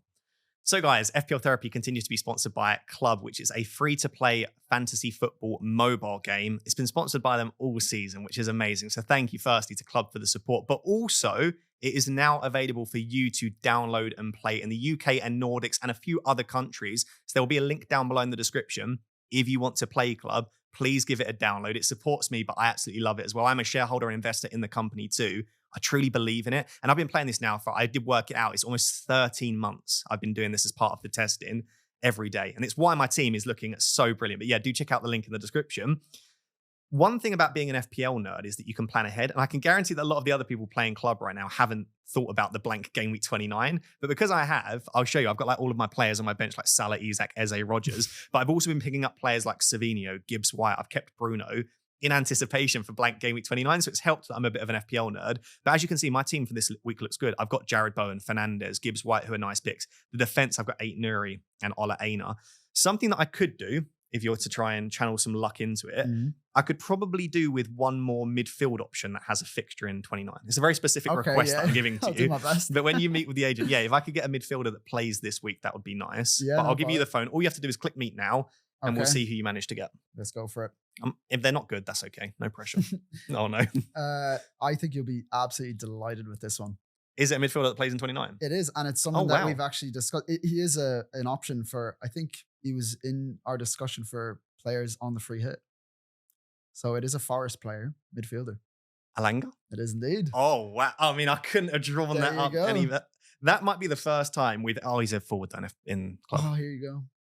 He's still a good option. Oh, I can bench Nkunku. We're fine. Sorted. Right, I'll sign him. But that's weird. We've never ever like requested something and got it. So yeah, instead of Nkunku, I'll make that change now. So Alanga will come in for Rodgers. Also gives me a bit of bench depth as well. But yeah, I think I'll bring Alanga in for Nkunku, and that will be the team. So I've now got Gibbs White and Alanga, which will help a lot. My opponent for this week. Okay, so this is still the ongoing week, but we'll see. I can't imagine they'll be as well set up for the blank game. Oh, so it's like a head-to-head thing? Yeah, basically head-to-head every week. So you go against an opponent. Good. So this week I'm 1-7-1. My opponent's on 1-2-1. So I'll win this week. It's in the bag. I think I'll win my league as well as a result. And then, yeah, I doubt my head-to-head opponent is as well prepared for the blank. Look at this. Thank you very much for getting a good player. Yeah, and if you want to check out Club and play yourself and see if you can go head-to-head, you might actually manage to get a head-to-head against me if you get on the same league. But yeah, it's really worth giving a go. So check the link out in the description, and thank you to Club for the support. Cool. Right. Next section then is the prediction game for FPL Therapy. So each week we ask our guest to give 3 players that they think will do well for the upcoming game week under 10%. So this isn't to transfer in, it's just for a game of basically, I guess, similar to a free hit. In game week 28, Sam predicted Szoboszlai, Neto, and Beto, the Neto and Beto combo. They got 1, 3, and 2. So, sorry, Sam, your player's got 6 points combined. This game's difficult. You think you're going to nail the 3 differentials, and you don't necessarily. You've taken a bit of a risk with yours because one of them is a bit of a minute's risk. But the first one, we've just spoke about Raul Jimenez. Under 10%. I thought he was a little bit over that. Yeah, I was surprised to see that as well. Yeah, I was happy when I saw that. I was like, yeah, get him in. And then I've gone for Dango as well. Yeah, Dango, I guess. Do you know what? If by the end of the week you decide you don't want Dango, I'll allow you to chuck me a message. Is Semenyo under? One sec. Let me check if Semenyo's under. I highly doubt he is. I highly doubt he is as well. I guess he's 8.6. So I'll allow you the switch to Semenyo. But I might also just not switch and hope he comes on and I would love that. 1 or 2. I know you would. You're a man after my heart saying that. Yeah. Okay. So Dango there for maybe some points off the bench or potentially a start. Yeah. And then your third player, 8 Nuri. Yeah. I mean, I just thought it's always worth in a game like this. I would hope if he got a clean sheet and an attack and return, then it's like you're on the leaderboard just with 8 Nuri alone, basically. There you go. Yeah. Yeah, exactly. I like those differentials, and I really hope Dango does do something because as we'll see on my team in a second, I do have there him. For you. Exactly. I appreciate that. So on our teams for game week 29, you again have 11 players already playing, which is fantastic, but only 1 free transfer and you have 0 in the bank. Yeah. So if you do want to do anything further, you'll have to sell one of your players that are blanking or potentially make a double move, which would require a hit. So I'll be interested to see where you're going with this team. In goal, you've got Raya against Chelsea, and you've got a double up with Gabriel against Chelsea as well. That feels pretty good this week. Your other defenders are Gvardiol against Brighton, Robinson and Castagna, double Fulham against Spurs, which might not be the end of the world, and then Kirkes against Brentford. You've then got a midfield 4 of Mbeumo, Kluivert, Palmer, and Neto. So we spoke about that double Chelsea versus double Arsenal. And you've got 1 forward at the moment, which is Wissa.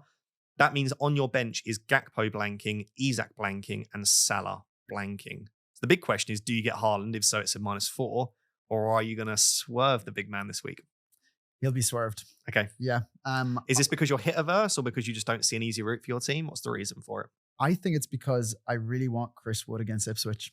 And like, oh yeah, because you've got no Chris Wood, of course. Yeah. So and you can't really buy both of them. No, and I just think like getting Chris Wood or Haaland, even if it wasn't for a free hit, I'd still be like considering that move. Or sorry, if it wasn't for a hit, I'd still have to consider which one to get. So yeah, Chris Wood in makes sense for me. So Gakpo to Chris Wood. And then it's probably benching Castagna. But yeah, I'd have to, like I said before, I could even bench like, if I am backing Arsenal to get a clean sheet, like I'd want to bench Neto. So I'm in a tricky spot in terms of who to bench right now. I think I looked at this team and I was like, it's a pretty easy decision for me to get Chris Wood in and bench Castagna. I would agree with that. It's going to be a little bit scary without Haaland, but I don't think it's necessarally any less scary going without Chris Wood. To be honest, Chris Wood's ownership is probably going to be higher than Haaland. Yeah. He's been doing me in. Like I'm so much more happy to just get Chris Wood in, and like I'm actually not like that scared about like not having Haaland because I do think it's most of the really engaged managers that are looking to get him in and like restructuring their team. And with the rank that I'm in right now, like 250, 70K, whatever it is, I don't think it'll affect me too much not having Haaland. And you have Palmer, which a lot of us won't then have. So Yes, it's not. And this week, I'd rather have Haaland, and maybe even next week. But next week, Palmer's got Spurs at home, and we saw what he did to Spurs earlier this season already. So it's not a bad fixture to keep him for. Mhm. Is there any world in which you buy Haaland, or you think you've committed? Chris would have to be injured, basically. Yeah, pretty much. Okay. Yeah. Cool. Very nice team. I'm very jealous that you're already in a good spot. I mean, I have 4 free transfers and 1.9 in the bank. So I'm more flexible in terms of what I can do. But even with those 4 free transfers, the team's a bit stinking. So it's Pickford in goal, which is fine. West Ham at home.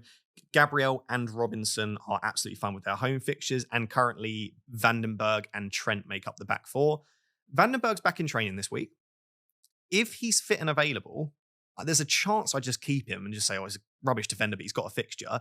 But I just worry, does he go straight back into the starting 11?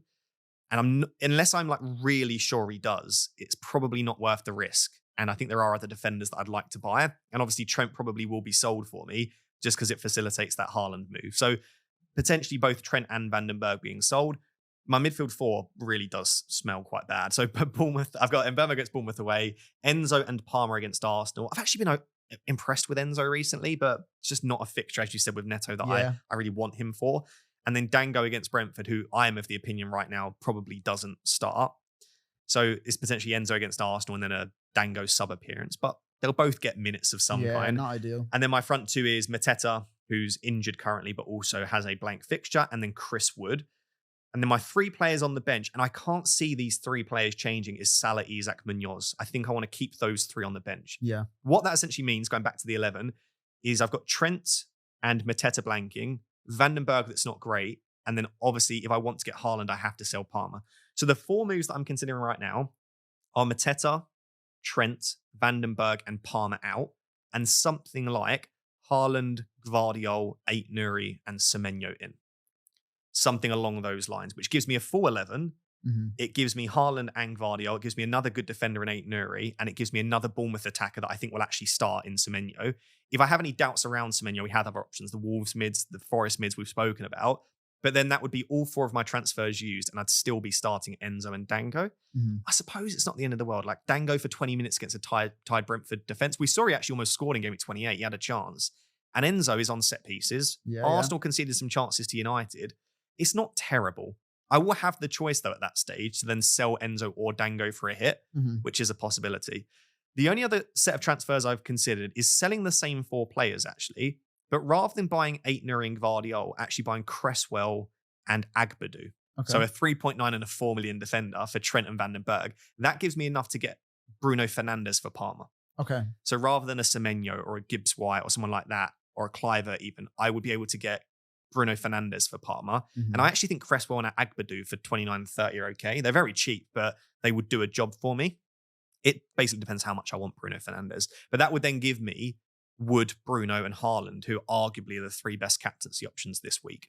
Yeah, that's fair. Yeah, I think you've so many variations of where you can go exactly, with this. Yeah. And it's like too much almost. Exactly. I'm finding that myself. Because then I also thought, hang on a second, could I not sell Isak rather than Mateta? Because Mateta's got Southampton in 30. If he's back, I also want Mateta. Yeah. Isak gives me more funds. Then it opens up further opportunities to get Gvardiol and Bruno and Haaland. Yeah. But then I lose the money on Isak. I've then even looked at permutations where I don't get Haaland. Because if I don't get Haaland, my team looks great. Because I can sell Mateta, sell Trent, sell Vandenberg. I've then got a final transfer to then sell Enzo or Dango.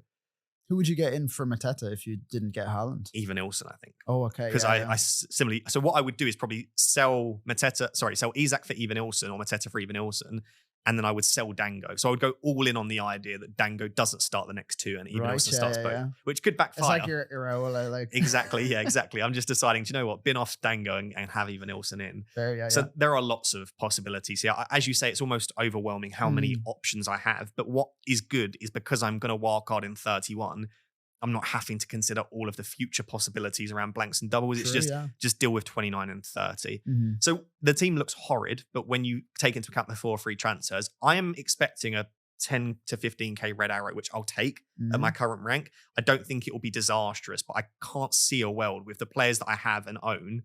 Like my only differentials, even once I make my transfers, are going to be Dango and Enzo. Like it's not going to be a good week for me, but it's damage limitation if you're not playing the free hit. Yeah, fair. I think I think you're being a bit pessimistic, honestly. Okay. Like I like to I hear do that. think the 4 free transfers, you like the first set of free transfers that you said would be my favorite of the ones that you mentioned. Like, what was it? It was like either Gvardiol and Kluivert between like Bruno and Cresswell Exactly. and Agbadou. It's how much do I want Bruno? But then Bruno's that low percentage owned player that it's just like, oh, we could go It's big. always interesting to go for that one. Yeah. But I would say the first set of transfers you said, I was like, those all sound like upgrades. Obviously, Trent is maybe the one downgrade there.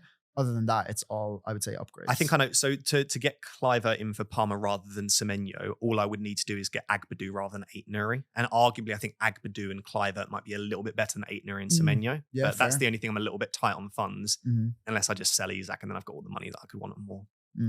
It's an interesting one. I genuinely have no idea what direction I'll go in, but those are kind of my Lots my to early consider thoughts. there.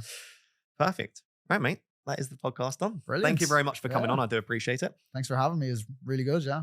No worries at all. If you have enjoyed today's episode and you've got to this point, if you've not checked out Stephen's content, then just go on to YouTube, type in FPL Gallagher. We linked in the title on YouTube, the description on audio as well. Please check out his content. Go follow him on X. What is your username on X? I think it's the same, yeah. FPL FPL Gallagher, yeah. Perfect. So make sure to go follow him there. Brilliant content and obviously ridiculous ranks and a very good manager.